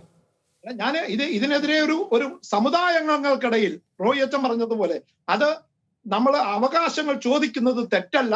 അവകാശങ്ങൾ നേടിയെടുക്കുന്നതിന് വേണ്ടി വളരെ ഫലപ്രദമായ ഒരു സമീപനം സഭാ നേതൃത്വങ്ങളും നമ്മുടെ ക്രൈസ്തവ സമൂഹ അതിലെ പൊതുജനങ്ങളും സമുദായങ്ങളും ഒക്കെ കൂട്ടായി ചേർന്ന് ഇതേക്കുറിച്ച് ആലോചിക്കുകയും ഇത്തരം കാര്യങ്ങളിൽ ഒരു പൊതുവായ സമീപനം എടുത്തുകൊണ്ട് നമ്മുടെ രാജ്യത്തിന്റെ നന്മയ്ക്ക് വേണ്ടി, പൊതുസമൂഹത്തിന്റെ നന്മയ്ക്ക് വേണ്ടി, പൊതുസമൂഹത്തിന് അർഹതപ്പെട്ട മൂല്യം, നമ്മുടെ സമ്പത്തായാലും നമ്മുടെ ജോലിയായാലും അതെല്ലാം തുല്യതയോടുകൂടി വീതിക്കപ്പെടുവാനും, അത് ഏതെങ്കിലും ചിലർ മാത്രം അത് അടിച്ചെടുത്തുകൊണ്ട് പോവുകയും ക്രൈസ്തവ സമൂഹം തകർച്ചയിലേക്ക് നയിക്കപ്പെടുകയും ചെയ്യുന്നതിനെ ചെറുക്കേണ്ട കാലം അതിക്രമിച്ചിരിക്കുന്നു.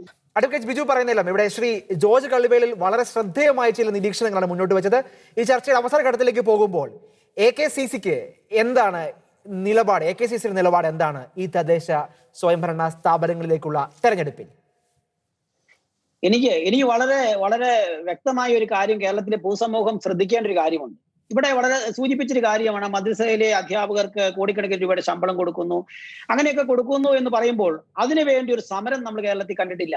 അങ്ങനെ ഒരു ആവശ്യപ്പെട്ട ഒരു ധർണ നമ്മുടെ അടുത്ത് കണ്ടിട്ടില്ല. പക്ഷേ ഇതേ കാലഘട്ടത്തിൽ മലബാർ തൊട്ട് കേരളത്തിന്റെ എല്ലാ ഭാഗത്തും കർഷകർ, ആയിരക്കണക്കിന് കർഷകർ വെയിലത്ത് നിന്ന് കപ്പയ്ക്കും ചേനയ്ക്കും വാഴയ്ക്കും തറവില പ്രഖ്യാപിക്കണമെന്ന് ആയിരക്കണക്കിന് പേർ സമരം നടത്തിയത് നമ്മൾ കേരളത്തിലെ പൊതുസമൂഹം കണ്ടതാ. ഞാൻ വളരെ വിചിത്രമാണ് കേരളത്തിന്റെ രാഷ്ട്രീയം പോകുന്നത്, കേരളത്തിന്റെ ഭരണം പോകുന്നതെന്ന് മനസ്സിലാക്കാൻ വേണ്ടി പറയുകയാണ്. ഇന്ന് 5 കിലോ ഏത്തപ്പഴത്തിന് 100 രൂപ എന്ന് എഴുതി വെച്ചിരിക്കുന്ന ബോർഡുണ്ട്. ഇവിടെ നമ്മുടെ ഈ കോവിഡ് കാലത്ത് വാഴ നടന്ന് പറഞ്ഞ് വാഴ നടിയിച്ചതാണ്. കർഷകന് എന്താ കിട്ടുന്നത്? ഞാൻ പറഞ്ഞ ആയിരക്കണക്കിന് കർഷകർ, കത്തോലിക്ക സമുദായമോ ക്രൈസ്തവ സഭയോ ഒരു ആവശ്യം ഉന്നയിക്കുന്നത് ഒരു ജാതിക്കോ മതത്തിനോ വേണ്ടിയോ അല്ലാന്ന് മനസ്സിലാക്കണം. ഇവിടുത്തെ കപ്പ ക്രൈസ്തവന്റെയോ ഈഴവന്റെയോ നായരുടെയോ അല്ല, എല്ലാവരുടെയും ഇവിടെയാണ്. അപ്പൊ ഞാൻ ആയിരക്കണക്കിന് കർഷകർ ഇവിടുത്തെ തന്നാണ്ട് കൃഷിക്ക് തറവല പ്രഖ്യാപിക്കണമെന്ന് ആവശ്യപ്പെട്ട് സമരം നടത്തിയ സമയത്ത് ആ സമരത്തിനൊന്നും മറുപടി ഇല്ലാതെയാണ്, യാതൊരു സമരവും ആവശ്യവും ഇല്ലാതെ കോടിക്കണക്കിന് രൂപയുടെ ശമ്പളം കൊടുക്കുന്നു എന്ന് പറയുമ്പോൾ എങ്ങോട്ടാണ് കേരളത്തിന്റെ ഭരണം പോകുന്നത്? ഇവിടെ വളരെ ഗൗരവമായി പൊതുസമൂഹം കാണേണ്ട കാര്യമുണ്ട്. പൊതുസമൂഹത്തെ ബാധിക്കുന്ന പ്രശ്നങ്ങളോട് രാഷ്ട്രീയക്കാരുടെ സമീപനം വളരെ മാറ്റം വരുത്തേണ്ടതുണ്ട്. ഇവിടുത്തെ അടിത്തറ, കേരളത്തിന്റെ അടിത്തറയായ ജോർജ് കളി സാർ സൂചിപ്പിച്ച കാർഷിക മേഖലയ്ക്ക് ഇത്രയും പ്രതിസന്ധി ഉണ്ടായിട്ട് ഇതേപോലൊരു സമീപനം കർഷകരോട് കാണിക്കുന്നുണ്ടോ? കർഷകർക്ക് പെൻഷൻ കൊടുക്കുന്നതിനകത്ത് എന്തോ ഒരു തടസ്സമാവുള്ളത്. ശമ്പളം കൊടുക്കുന്നതിന് അതിനു വേണ്ടി 60 വയസ്സ് ഈ ചോരയും നീരും കളഞ്ഞ, വെയിൽ കൊണ്ട് ചോരയും നീരും നഷ്ടപ്പെട്ട 60 വയസ്സായ കർഷകന് ഒരു പെൻഷൻ കൊടുക്കാനായി സമരം നടത്തി മടുക്കുന്നതല്ലാണ്ട് സർക്കാർ തിരിഞ്ഞു നോക്കുന്നില്ല. ആ സമയത്ത് കോടിക്കണക്കിന് രൂപ ആരും ആവശ്യപ്പെടാതെ, നമ്മളാരും കണ്ടിട്ടില്ല അങ്ങനെ സമരം നടക്കുന്നത്, ആവശ്യപ്പെടുന്നത് പോലും നമ്മൾ കണ്ടിട്ടില്ല. ഞാൻ കൊടുത്തതിനൊന്നും നമുക്ക് പരാതിയില്ല, ആർക്ക് കൊടുത്താലും പരാതിയില്ല. പക്ഷേ ഇവിടുത്തെ പാവപ്പെട്ടവരെ ബാധിക്കുന്ന, കർഷകരെ ബാധിക്കുന്ന, കേരളത്തിന്റെ അടിത്തറയായ കാർഷിക മേഖല ബാധിക്കുന്ന പ്രശ്നത്തോട് മുഖം തിരിഞ്ഞു നിന്നുകൊണ്ടാണ് ഇത്തരം സമീപനങ്ങൾ ചെയ്യുന്നതെന്ന് നമ്മൾ ഗൗരവപൂർവ്വം കാണണം. നമുക്ക് കേരളത്തിലെ രാഷ്ട്രീയക്കാരോട് ഇനിയുള്ള കാലമെങ്കിലും ഒരു സമീപനത്തിൽ മാറ്റം ഉണ്ടാകണം. നമുക്കൊരു മൃദു സമീപനമൊക്കെ നല്ല കാര്യമാണ്, പക്ഷെ നിലപാടില്ലാതൊരു സമീപനം കേരളത്തെ നശിപ്പിക്കും. ഇത് ക്രൈസ്തവ സഭയ്ക്ക് വേണ്ടിയിട്ടോ കത്തോലിക്ക സമുദായത്തിന് വേണ്ടിയിട്ടോ അല്ല പറയണത്. കേരളത്തിന്റെ അടിത്തറ പോലും നശിപ്പിക്കുന്ന രീതിയിലാണ് രാഷ്ട്രീയം പോകുന്നത്. വ്യക്തമായ മാറ്റം ഉണ്ടാകണം, നമുക്ക് നിലപാടുകൾ ഉണ്ടാകണം. നിലപാടുകൾ പൊതുസമൂഹത്തിന്റെ സമീപനോടുള്ള രാഷ്ട്രീയക്കാരുടെ സമീപനം തുറന്ന സമീപനം അനുസരിച്ചായിരിക്കണം. ഇനി നിഗൂഢതകൾ വേണ്ട, രഹസ്യ കൂടിക്കാഴ്ചകൾ വേണ്ട, തലമുണ്ടിട്ടുള്ള കാഴ്ചകൾ വേണ്ട, തുറന്ന സമീപനം മതി. ഇനി സഭയാണേലും ഈ രീതിയിൽ ഒരു മൃദു സമീപനം കാണിക്കേണ്ട കാര്യമില്ല. അതിന്റെ എല്ലാ പരിധിയും ലംഘിച്ചു, അതിന്റെ പരിധികളെല്ലാം കഴിഞ്ഞു. ഈ സമുദായം കീപ്പോട്ട് പോയിക്കൊണ്ടിരിക്കുവാണ്. ഈ കേരളത്തിലെ കർഷകർ തകരുക എന്ന് പറഞ്ഞത് ഈ സമുദായത്തിന് മാത്രം മൃദു കാർഷിക മേഖല തകരുക. ഇനി മൃദു സമീപനം കൊണ്ട് പോയാൽ കേരളം നശിച്ചു പോകും. ഇതിൽ നിലപാടെടുക്കാൻ AKC സജ്ജമാണോ? സുശക്തമാണ്. കത്തോലിക്ക കോൺഗ്രസിന് 2500 യൂണിറ്റ് ഉണ്ട്. 2500 യൂണിറ്റിൽ ഞങ്ങൾ ഇതിന്റെ പ്രവർത്തനങ്ങൾ നടന്നുകൊണ്ടിരിക്കുകയാണ്. ചിട്ടയായ പ്രവർത്തനത്തിലൂടെ പ്രബുദ്ധമായ രാഷ്ട്രീയ ചിന്ത ആളുകളിലേക്ക് എത്തിക്കുന്നുണ്ട്. ഇനി മുമ്പോട്ടുള്ള കാലത്ത് NSSഉം മറ്റു സമുദായവും എല്ലാം കൈകോർത്തുകൊണ്ട് തന്നെ വ്യക്തമായ രാഷ്ട്രീയ നിലപാടുകൾ എടുക്കേണ്ട കാലഘട്ടം ഉണ്ടാകും. ആ സമയത്ത് നമ്മളെ അവഗണിക്കുന്നവർക്ക്, നമ്മുടെ ആളുകളോട് ഞാൻ പറയുവാണെങ്കിൽ ഒരു വലിയ സമൂഹം ഒരു രാഷ്ട്രീയ പ്രസ്ഥാനത്തിന്റെ കൂടെ ഉണ്ടായിട്ട് ആ രാഷ്ട്രീയ പ്രസ്ഥാനത്തിന് ആ സമൂഹത്തിന്റെ ആവശ്യങ്ങളോട് അവരുടെ സ്ഥാനാർത്ഥികളെ നിർണ്ണയിക്കുമ്പോഴോ അവർക്ക് സ്ഥാനം കൊടുക്കുമ്പോഴോ വളരെ അവഗണിച്ച് മാറ്റി നിർത്താൻ പാകത്തിന് രണ്ടാം തരം പൗരന്മാരൊന്നും അല്ല കത്തോലിക്ക സമുദായം എന്ന് ചില രാഷ്ട്രീയ പാർട്ടികളെ നമുക്ക് ബോധ്യപ്പെടുത്തേണ്ട സമയം കഴിഞ്ഞിട്ടുണ്ട്. അത് വളരെ ഗൗരവമായി തന്നെ കാണുവാണ്. അതുപോലെ തന്നെ കേരള കോൺഗ്രസിന്റെ കാര്യം പറയുവാണെങ്കിലും കേരള കോൺഗ്രസിന്റെ കാർഷിക മേഖലയോടുള്ള അവരുടെ സമീപനമാണ് അവരോട് ഇന്നും മൃദു സമീപനം സ്വീകരിക്കുന്നത്. കേരള കോൺഗ്രസിനെ ദുർബലപ്പെടുത്താൻ നമ്മൾ ആഗ്രഹിക്കുന്നില്ല. പക്ഷേ കേരള കോൺഗ്രസ് ആണെങ്കിലും കാർഷിക മേഖലയിലും പൊതുവായ കാര്യങ്ങളിലും ആർജവത്തോടുകൂടി ഒറ്റക്കെട്ടായി നിൽക്കാതെ പരസ്പരം ശീലപ്പെടുത്തുന്ന സമീപനത്തെ ഇനിയും നമ്മളും അംഗീകരിക്കാൻ തയ്യാറല്ലാത്ത ഒരു നിലപാടിലേക്ക് സഭയും സമുദായവും വന്നിട്ടുണ്ട് എന്നൂടെ പറയാൻ ആഗ്രഹിക്കുന്നു. വ്യക്തമാണ്. ശ്രീ ജോ കവാലം, ഈ ചർച്ചയുടെ അവസാനത്തിലേക്ക് പോകുമ്പോൾ ഈ തെരഞ്ഞെടുപ്പിൽ എന്തൊക്കെ നിലപാടുകളായിരിക്കാം ക്രൈസ്തവ സമൂഹം എടുക്കേണ്ടത്? ഒന്ന് രണ്ട് കാര്യങ്ങൾ സൂചിപ്പിച്ചുകൊണ്ട് ഞാൻ അവസാനിപ്പിക്കുകയാണ്. നമ്മൾ തദ്ദേശീയ സ്വയംഭരണ തെരഞ്ഞെടുപ്പിനെ കുറിച്ച് ചിന്തിക്കുമ്പോൾ ഇന്ന് കേരളത്തിൽ കാണുന്ന ഒരു പ്രതിഭാസമുണ്ട്. ഒരു പ്രത്യേക രാഷ്ട്രീയ പാർട്ടി, ഒരു മതവിഭാഗത്തിന് പിന്തുണയുള്ള പാർട്ടി അതേ വിശ്വാസത്തിലുള്ള മറ്റ് ചെറിയ പാർട്ടികളെ എല്ലാം കൂട്ടിച്ചേർത്തുകൊണ്ട് അവരുടെ സംഘടനാ ശക്തി വർദ്ധിപ്പിക്കാൻ വേണ്ടി ശ്രമിച്ചുകൊണ്ടിരിക്കുന്ന വളരെ വ്യക്തമായിട്ടുള്ള ഒരു കാഴ്ച കേരളം ഇന്ന് കണ്ടുകൊണ്ടിരിക്കുകയാണ്. അതേ സമയത്ത് മറുവശത്ത് ക്രൈസ്തവ വിശ്വാസികൾ ഉൾപ്പെടുന്ന രാഷ്ട്രീയ പാർട്ടികൾ ഛിന്ന ഭിന്നമായിക്കൊണ്ട് തുക്കട ആയിക്കൊണ്ട് പല വിഭാഗങ്ങളിലേക്ക് അവരുടെ ശക്തി ക്ഷയിക്കുകയും ചെയ്യുന്ന ഒരവസ്ഥയാണ് ഇന്നുള്ളത്. ക്ഷയിപ്പിക്കുകയും ചെയ്യുന്ന ഒരു അവസ്ഥയാണുള്ളത്. ഇതിന് വ്യക്തമായിട്ട് നമുക്കൊരു അജണ്ടയോടുകൂടി നമുക്ക് ആളുകളെ ബോധവൽക്കരിക്കാൻ സാധിക്കണം. ക്രൈസ്തവ സമൂഹത്തിലാണ് ഏറ്റവും അധികം സാമൂഹ്യ പ്രവർത്തകരുള്ളത്. സോഷ്യൽ വർക്ക് ചെയ്യുന്ന വൈദികരും കന്യാസ്ത്രീകളും അൽമായരും ഉൾപ്പെടെയുള്ള ധാരാളം വ്യക്തികളുണ്ട്. ഞാൻ പറയുന്നു, നമ്മുടെ ആളുകൾ എല്ലാ പഞ്ചായത്തിലും എല്ലാ വാർഡുകളിലും നമുക്ക് മത്സരിക്കാനും സ്വാധീനം ചെലുത്താനും ജയിക്കാനും സാധിക്കുന്ന എല്ലാ സ്ഥലങ്ങളിലും ഏതെങ്കിലും രാഷ്ട്രീയ പാർട്ടികളുടെ സ്ഥാനാർത്ഥിയായോ സ്വതന്ത്ര സ്ഥാനാർത്ഥിയായോ എങ്ങനെയെങ്കിലും തീർച്ചയായിട്ടും ജയിച്ചു വരണം. ബഹുമാനപ്പെട്ട അച്ഛന്മാരുൾപ്പെടെ രാഷ്ട്രീയത്തിൽ ഇറങ്ങണം. രാഷ്ട്രീയവും മതവും തമ്മിൽ കൂട്ടിക്കൊഴിക്കരുതെന്ന് പറയുന്നത് വളരെ തെറ്റായിട്ടുള്ള കാഴ്ചപ്പാടാണ്. മത്സരിച്ച് ജയിച്ച് സമുദായത്തിന് വേണ്ടി ശബ്ദമുയർത്താൻ നമ്മുടെ ഓരോ വാർഡുകളിലും ക്രൈസ്തവ വിശ്വാസികൾ ഉണ്ടാകണം. ആ ഒരു ബോധ്യത്തിലേക്ക്, ഐക്യത്തിലേക്ക് വളരാനായിട്ട് നമുക്ക് സാധിക്കണം. അതാണ് ഈ തെരഞ്ഞെടുപ്പിൽ നമുക്ക് മുഖ്യമായിട്ട് ചിന്തിക്കേണ്ട ഒരു വിഷയം എന്ന് എനിക്ക് തോന്നുകയാണ്. വ്യക്തമാണ്. ഫാദർ റോയ് കണ്ണഞ്ചിറ, ഇവിടെ കേരളത്തിലെ ക്രൈസ്തവരുടെ ഇടയിൽ രാഷ്ട്രീയ ആഭിമുഖ്യം ഇല്ല, അല്ലെങ്കിൽ രാഷ്ട്രീയ ബോധ്യങ്ങളില്ല എന്നൊരു ചിന്തയാണ് ഈ ചർച്ചയിൽ ഉടനീളം ഇവിടെ അതിഥികൾ എല്ലാവരും പങ്കുവച്ചത്. ഇതിന് എന്ത് പ്രതിവിധിയാണ് നിർദ്ദേശിക്കാനുള്ളത്? മഹാനായ നമ്മുടെ മലയാള കവി കുഞ്ഞുണ്ണി മാഷ് ഒരു കവിത പാടിയിട്ടുണ്ട്. വോട്ട് ചെയ്ത് വോട്ട് ചെയ്ത് വോട്ട് ചെയ്ത് വോട്ട് ചെയ്ത് ഓട്ടക്കലമായി നമ്മൾ. ഇതാണ് കവിത. സത്യത്തിൽ ഈ ഓട്ടക്കലമായത് ഇവിടെ ക്രൈസ്തവ സമുദായമാണ്. ക്രൈസ്തവ സമുദായം ഇവിടെ ഓട്ടക്കലമായിട്ട് ക്രൈസ്തവ നാമധാരികളായിട്ടുള്ള പ്രതിനിധികൾ ജയിച്ചു കഴിഞ്ഞാൽ ഈ ഓട്ടക്കലത്തിലേക്ക് ഒരു നോട്ടമെങ്കിലും എറിയാനായിട്ടുള്ള ഒരു മനസ്സ് കാണിക്കണ്ടേ? അപ്പൊ ഇവിടെ ഇനി ക്രൈസ്തവ സമൂഹം നിലനിൽപ്പിന് വേണ്ടിയുള്ള പോരാട്ടമായി രാഷ്ട്രീയ വേദിയെ കാണണം എന്നുള്ളതാണ് എനിക്ക് പറയാനുള്ളത്.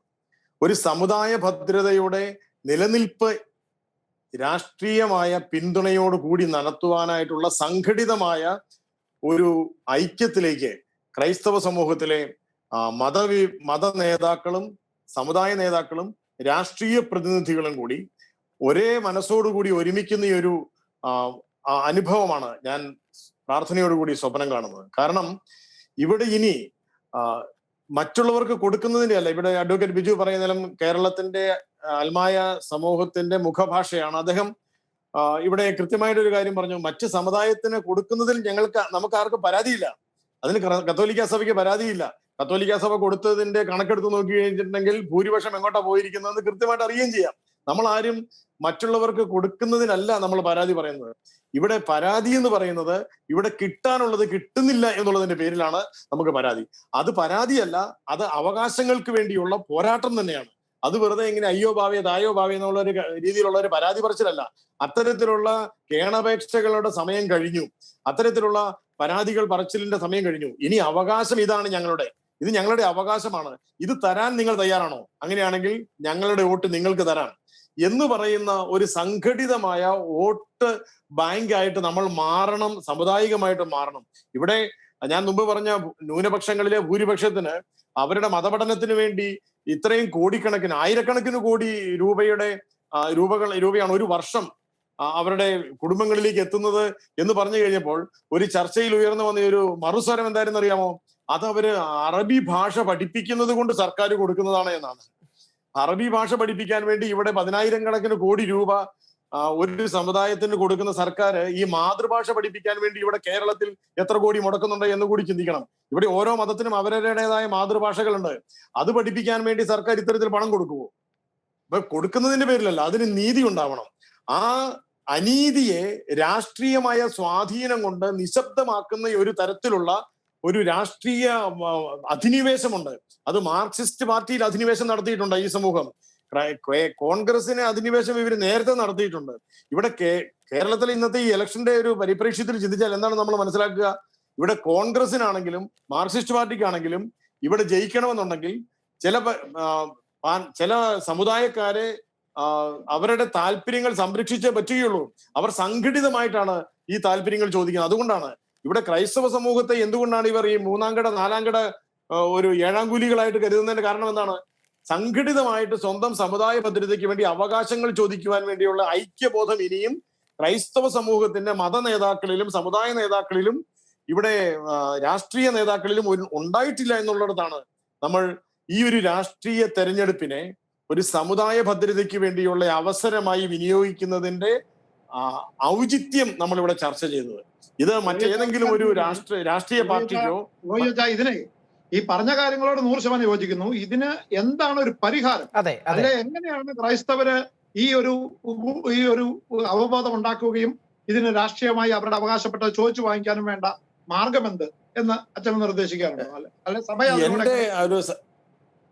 എന്റെ ഒരു നിർദ്ദേശം അനുസരിച്ച് ഇവിടെ ഓരോ രാഷ്ട്രീയക്കാരനും ഇനി ചിന്തിക്കേണ്ടത്, അതായത് ക്രൈസ്തവനായിട്ടുള്ള ഒരു രാഷ്ട്രീയക്കാരൻ ചിന്തിക്കേണ്ടത്, അവൻ അല്ലെങ്കിൽ അവർ ആദരവോടെ പറയട്ടെ, അവര് ഇനി തിരിച്ചു വരുന്ന സമുദായം ഏതാണ്? അവർ മരിച്ചാൽ അടക്കപ്പെടുന്ന ഒരു ഇടമുണ്ടല്ലോ. അവർ മരിച്ചു കഴിഞ്ഞാൽ ഒരു രാഷ്ട്രീയ പാർട്ടിയും പൊതിഞ്ഞുകൊണ്ട് പോവില്ല. ക്രൈസ്തവ വിശ്വാസിയായിട്ടാണ് മരിക്കുന്നതെങ്കിൽ അത് ഏതെങ്കിലും ഒരു ദേവാലയത്തിലായിരിക്കും, അല്ലെങ്കിൽ ഏതെങ്കിലും തുണിയൊക്കെ പൊതിപ്പിച്ച് ഏതെങ്കിലും ഒരു സ്ഥലത്ത് പബ്ലിക്കായിട്ട് ദഹിപ്പിച്ചേക്കാം. അത് വേറൊരു സാധനമാണ്. ഞാൻ പറഞ്ഞു വരുന്നത്, വളർന്നു വരുന്ന സമുദായം നിലനിൽക്കുന്നുണ്ടോ, അവർ വളരുകയാണോ തളരുകയാണോ എന്ന് ഓരോ രാഷ്ട്രീയ നേതാക്കളും രാഷ്ട്രീയ പ്രതിനിധികളും സമുദായത്തോട് ചേർന്ന് നിന്നുകൊണ്ട് ചിന്തിക്കണം. അങ്ങനെയുള്ള ഒരു മനസ്സുള്ള രാഷ്ട്രീയക്കാരെ സഭ പിന്തുണയ്ക്കണം. അതിനെ സഭ മടിച്ചു നിൽക്കരുത്. അപ്പൊ സഭ ഇത് ഇപ്പൊ തന്നെ കള്ളിവേൽ സാർ ഉൾപ്പെടെയുള്ളവർ പറഞ്ഞു, ചില രാഷ്ട്രീയ നേതാക്കൾ പ്രതിസന്ധിയിലായപ്പോൾ അവരാരിൽ നിന്നാണോ പിന്തുണ പ്രതീക്ഷിച്ചത് ആ സഭാ നേതാക്കളും സമുദായ നേതാക്കളും വാപൊളിച്ചില്ല. അങ്ങനെ വരുമ്പോൾ അവർ ഒറ്റയ്ക്ക് വളരുന്ന ഒരു സാഹചര്യം വരികയാണ്. അതിജീവനം രാഷ്ട്രീയക്കാർക്ക് ഒറ്റയ്ക്കായി കഴിഞ്ഞിട്ടുണ്ടെങ്കിൽ അവർ സഭയെ പിന്നീട് തിരിഞ്ഞു നോക്കണം നിർബന്ധം പറയാൻ പറ്റില്ല. അതുകൊണ്ട് നമ്മുടെ സമുദായത്തിൽപ്പെട്ട ആർക്കെങ്കിലും എന്തെങ്കിലുമൊക്കെ പ്രതിസന്ധികൾ ഉണ്ടായാൽ ഇനി കക്ഷി രാഷ്ട്രീയം മറന്ന് എല്ലാവരെയും സംരക്ഷിക്കുന്ന ഒരു നിലപാടിലേക്ക് സഭയുടെ മനസ്സ് ഒരുമയോടെ ഉണരണം എന്നുള്ളിടത്താണ് ഇത്തരത്തിലുള്ള ഒരു പ്രതിസന്ധിക്ക് നമുക്കൊരു ആസന്ന ഭാവിയിൽ ഒരു പ്രതീക്ഷാനിർഭരമായ പരിഹാരം കണ്ടെത്താൻ കഴിയുന്നത്. മാത്രമല്ല ഫാദർ ഒരു കാര്യം കൂടി ചോദിച്ചോട്ടെ, അതായത് കേരളത്തിലെ ക്രൈസ്തവ സ്ഥാപനങ്ങളിൽ പൊതുവെ രാഷ്ട്രീയത്തിൽ ഒരു വിരക്തി ഉണ്ടെന്നുള്ള ചിന്ത ഒരു നിരീക്ഷണമുണ്ട്. കാരണം നല്ല നേതാക്കന്മാർ വളർന്നു വരേണ്ട ഇടങ്ങളിൽ ക്യാമ്പസ് രാഷ്ട്രീയം നിരോധിക്കപ്പെട്ടിട്ടുണ്ട്. അവിടെ നല്ല നേതാക്കന്മാരെ വളർത്തിയെടുക്കാനുള്ള ഒരു അവസരങ്ങൾ കൂടി ഈ സംവിധാനങ്ങൾ ഇല്ലാതാക്കുന്നുണ്ട്. അതുകൂടി അഡ്രസ് ചെയ്യപ്പെടണം. നിതിൻ, ഇപ്പോൾ ക്യാമ്പസ് രാഷ്ട്രീയം ഒരു ചർച്ചാ വിഷയമാക്കാനുള്ള സമയം ഈ ഒരു ചർച്ച ഇല്ല. പക്ഷെ അതുകൂടി പരിഗണിക്കപ്പെടേണ്ടതല്ലേ ഫാദർ റോയ് കണ്ണഞ്ചിറ? അവിടെ പരിഗണിക്കപ്പെടണം. അതേസമയം തന്നെ ക്യാമ്പസ് രാഷ്ട്രീയത്തിന് പിന്നെ ഇവിടെ നമ്മുടെ നീതിന്യായ വ്യവസ്ഥ അനുവാദം കൊടുത്തു കഴിഞ്ഞാൽ അവിടെ രക്തസാക്ഷികളെ ഉൽപ്പാദിപ്പിക്കാനുള്ള ഒരു വല്ലാത്ത ആക്രാന്തം ഇവിടെ നിലനിൽക്കുന്ന പ്രബല രാഷ്ട്രീയ കക്ഷികൾ കാണിച്ചത് കൊണ്ട് തന്നെയാണ് പല കുടുംബങ്ങളും ഇന്ന് പിന്നെ രക്തസാക്ഷികളുടെ കുടുംബങ്ങൾ എന്നുള്ള ലേബലിലേക്ക് മാറിപ്പോയത്. ഇവിടെ നമുക്ക് വേണ്ടതെന്ന് വെച്ച് കഴിഞ്ഞാൽ ഇവിടെ നല്ല രാഷ്ട്രീയ നേതാക്കൾ ഉണ്ടാവണം. അത് എല്ലാ മതത്തിൽ നിന്നും ഉണ്ടാകണം, സംശയമൊന്നും വേണ്ട. നല്ല രാഷ്ട്രീയ നേതാക്കൾ എല്ലാ മതങ്ങളെയും സംരക്ഷിക്കുന്നുണ്ട്. നല്ല നീതിബോധമുള്ള രാഷ്ട്രീയ നേതാക്കൾ ജാതി വ്യത്യാസമില്ലാതെ സേവനം ചെയ്യുന്നുണ്ട്. അത്തരത്തിലുള്ള നല്ല രാഷ്ട്രീയ നേതാക്കളുടെ സേവനങ്ങൾ സ്വീകരിക്കുന്നവരാണ് നാം ഉൾപ്പെടെയുള്ള സമൂഹങ്ങൾ എല്ലാവരും. നമ്മൾ അവരെ ഒരിക്കലും തള്ളി പറയുകയോ. അതായത് നമുക്കിപ്പോ അക്രമ രാഷ്ട്രീയത്തെ മാത്രമേ നമ്മൾ എതിർക്കേണ്ടതുള്ളൂ, ക്യാമ്പസ് രാഷ്ട്രീയത്തോട് അല്ല. അതെനിക്കും യോജിപ്പാണ്. അക്രമ രാഷ്ട്രീയത്തോട് ഒരിക്കലും നമുക്ക് യോജിക്കാനും കഴിയും. അത് വിട്ടിട്ട് നമ്മൾ ഈ പഞ്ചായത്ത് തെരഞ്ഞെടുപ്പിൽ വ്യക്തികള് ക്രൈസ്തവ സമുദായത്തോടൊപ്പം നിൽക്കുമ്പോൾ സമുദായത്തിന്റെ മൂല്യങ്ങൾക്കനുസരിച്ച്, അതായത് നമുക്ക് തുല്യനീതിയും ഒക്കെ ഉറപ്പാക്കാൻ കഴിയുന്ന സ്ഥാനാർത്ഥികൾക്ക്, നമുക്കറിയാം 100 കണക്കിന് വനിതകൾ അടക്കം കയർന്നു വന്നിട്ടുണ്ട്. ഇത്തരം സ്ഥാനാർത്ഥികൾക്ക് പൂർണ്ണ പിന്തുണ, മതം, രാഷ്ട്രീയം, കക്ഷി നോക്കാതെ നല്ല ക്രൈസ്തവ സമൂഹത്തിന്റെ ആശയങ്ങളോട് യോജിക്കുന്ന, ക്രൈസ്തവ സമുദായത്തിന്റെ മൂല്യങ്ങളോട് യോജിക്കുന്ന നല്ല സ്ഥാനാർത്ഥികൾക്ക് അവരുടെ രാഷ്ട്രീയം നോക്കാതെ വോട്ട് ചെയ്യാനായിട്ട് നമ്മുടെ സമുദായം ഇനിയെങ്കിലും തയ്യാറാകണ്ടേ എന്നതാണ് എന്റെ ചോദ്യം. അതിനുവേണ്ടിയുള്ള ഒരു കാഴ്ചപ്പാട് നമ്മൾ രൂപപ്പെടുത്തേണ്ടതുണ്ട്. ഇനിയെങ്കിലും ഈ അവസാന ഘട്ടത്തിലെങ്കിലും ഇനി നമുക്ക് വളർന്നു വന്ന നേതാക്കളെ നമ്മളിപ്പോ പൂർണ്ണമായി സംരക്ഷിക്കേണ്ടതുണ്ട് എന്നാണ് എന്റെ അഭിപ്രായം. എനിക്ക് പറയാനുള്ളത് ഇത്രയേ ഉള്ളൂ. ഈ ഒരു തെരഞ്ഞെടുപ്പിന്റെ സമയത്ത് ക്രൈസ്തവരുടെ ഒരു മനസാക്ഷി രൂപീകരിക്കേണ്ടത് സമുദായത്തിന് ഗുണപരമായ നിലപാട് പരസ്യമായിട്ട് പ്രഖ്യാപിച്ചുകൊണ്ട് തങ്ങളുടെ അഭിപ്രായം പ്രകടമാക്കുന്ന സ്ഥാനാർത്ഥികൾക്ക് ക്രൈസ്തവ സമൂഹം വോട്ട് ചെയ്യണം. അത് ക്രൈസ്തവ സമൂഹത്തിന്റെ മാത്രം നന്മയ്ക്ക് വേണ്ടിയല്ല, പൊതുസമൂഹത്തോട് നീതി പുലർത്തും. ഇപ്പോൾ കള്ളിവേൽ സാർ പറഞ്ഞതുപോലെ പൊതുസമൂഹത്തോട് നീതി പുലർത്തും. ഇവിടെ വർഗീയതയോ കക്ഷി രാഷ്ട്രീയ ഭിന്നതയോ വർദ്ധിപ്പിക്കാൻ വേണ്ടിയല്ല, നമുക്ക് നീതി പുലർത്തിയാൽ മതി. അപ്പൊ നമുക്കും ആ നീതി കിട്ടും. അതേ നമ്മൾ പറയുന്നുള്ളൂ. ഇവിടെ പൊതുസമൂഹം രാഷ്ട്രീയമായ ഒരു നീതി എന്ന് പറയുന്നത് ഏതെങ്കിലും ഒരു മതത്തിന്റെ പ്രതിനിധികൾക്ക് മാത്രം അവരുടെ മതത്തിലേക്ക് കൊടുക്കുന്ന പരിപാടിയല്ല. പക്ഷെ ഇവിടെ നടന്നുകൊണ്ടിരിക്കുന്നത് അതാണ്. അതുകൊണ്ടാണ് ഇത്രയും ഒരു എന്താ പറയാ രൂക്ഷമായ ഒരു പ്രതികരണം, ഒരു പ്രതിബോധ നിർമ്മിതി ഇവിടെ ആവശ്യമായി വരുന്നത്. അതുകൊണ്ടാണ് ഇവിടെ എല്ലാവർക്കും നിലനിൽക്കണം. ഇവിടെ ഈ ആക്രമിക്കുന്നവർക്കും കൊള്ള ചെയ്യുന്നവർക്കും കള്ളത്തരം കാണിക്കുന്നവർക്കും പിന്നെ സർക്കാർ വാഹനങ്ങൾ ഉപയോഗിച്ച് അവരവരുടെ മതം പ്രചരിപ്പിക്കുന്നവർക്കും ഒക്കെയാണ് ഇവിടെ മാർക്കറ്റ് വാല്യൂ ഉള്ളതെങ്കിൽ അത് നടക്കില്ല. അതെ, വ്യക്തം. അത്തരത്തിലുള്ളവരെ ഇനി പ്രോത്സാഹിപ്പിക്കാൻ പറ്റില്ല. അതിന് പകരം പൊതുസമൂഹത്തിൽ എല്ലാ മതസ്ഥനും നീതി കിട്ടട്ടെ. ഇവിടെ വിശപ്പിന് മതമില്ലല്ലോ, രോഗത്തിന് മതമില്ലല്ലോ, ഇവിടെ പിന്നെ വിളകൾക്ക് മതമില്ലല്ലോ. ഇവിടെ പറഞ്ഞല്ലോ, ഇവിടെ ജോക്കാവാലം ഉൾപ്പെടെയുള്ളവർ പറഞ്ഞല്ലോ, ഇവിടെ അരിക്ക് എന്താണ് മതം? എല്ലാവർക്കും നീതി കിട്ടട്ടെ. ആ നീതി വിതരണം ചെയ്യാൻ ഞാൻ തയ്യാറാണ് എന്ന് പറയുകയും അത് ചെയ്യുകയും ചെയ്യുന്നവന് വേണം നമ്മൾ ഇനി ജനപ്രാതിനിധ്യ നിയമം അനുസരിച്ച് വോട്ട് ചെയ്യാൻ. അത് ക്രൈസ്തവ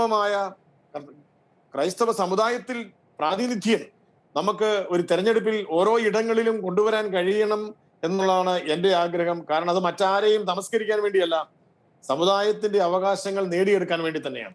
അത്തരത്തിലുള്ള ഒരു ഐകരൂപ്യം അഭിപ്രായങ്ങളിൽ ഉണ്ടാവട്ടെ എന്നതാണ് എന്റെ ആഗ്രഹവും പ്രാർത്ഥനയും. വ്യക്തമാണ്. എല്ലാവരും തുല്യരാണ്, ചിലർ കൂടുതൽ തുല്യരാണ്. ഈ ചർച്ചയിൽ ഈ അതിഥികൾ പങ്കുവച്ച ഒരു ആശങ്കയും ഇതുതന്നെയാണ്. കേരളത്തിലെ ക്രൈസ്തവ സമൂഹം വലിയ പ്രതിസന്ധികളിലൂടെയും വിവേചനങ്ങളിലൂടെയും ഒക്കെ കടന്നു പോകുമ്പോൾ കേരളത്തിലെ ക്രൈസ്തവ സമൂഹത്തിന് കൃത്യമായ നീതി ലഭിക്കേണ്ടത് ഈ കാലഘട്ടത്തിന്റെ ആവശ്യമാണ്. ഇവിടെ അഡ്വക്കേറ്റ് ബിജു പറഞ്ഞതുപോലെ കേരളത്തിലെ കർഷകരുടെ പുനരുദ്ധാരണം അല്ലെങ്കിൽ അവരെ മുന്നോട്ട് കൊണ്ടുവരേണ്ടത് കേരളത്തിലെ ക്രൈസ്തവ സമൂഹത്തിന് മാത്രം ഉത്തരമാകുന്നു. അത് പൊതുസമൂഹത്തിന്റെ നീതിയുടെ ആവശ്യമാണ്. കേവലം ഒരു മതത്തിന്റെ നീതി മാത്രമല്ല, പൊതുസമൂഹത്തിന്റെ നീതിക്ക് വേണ്ടി കൂടിയുള്ള ഒരു ചിന്തകളാണ് ഈ ചർച്ചയിൽ ഈ അതിഥികൾ പങ്കുവച്ചത്. ഈ ചർച്ചയിൽ ഏറെ സജീവമായി പങ്കെടുത്ത ശ്രീ ജോർജ് കള്ളിവേലിൽ, അഡ്വക്കേറ്റ് ബിജു പറയുന്നിലം, ശ്രീ ജോ കവാലം, ഫാദർ റോയ് കണ്ണഞ്ചിറ, 4 പേർക്കും നന്ദി.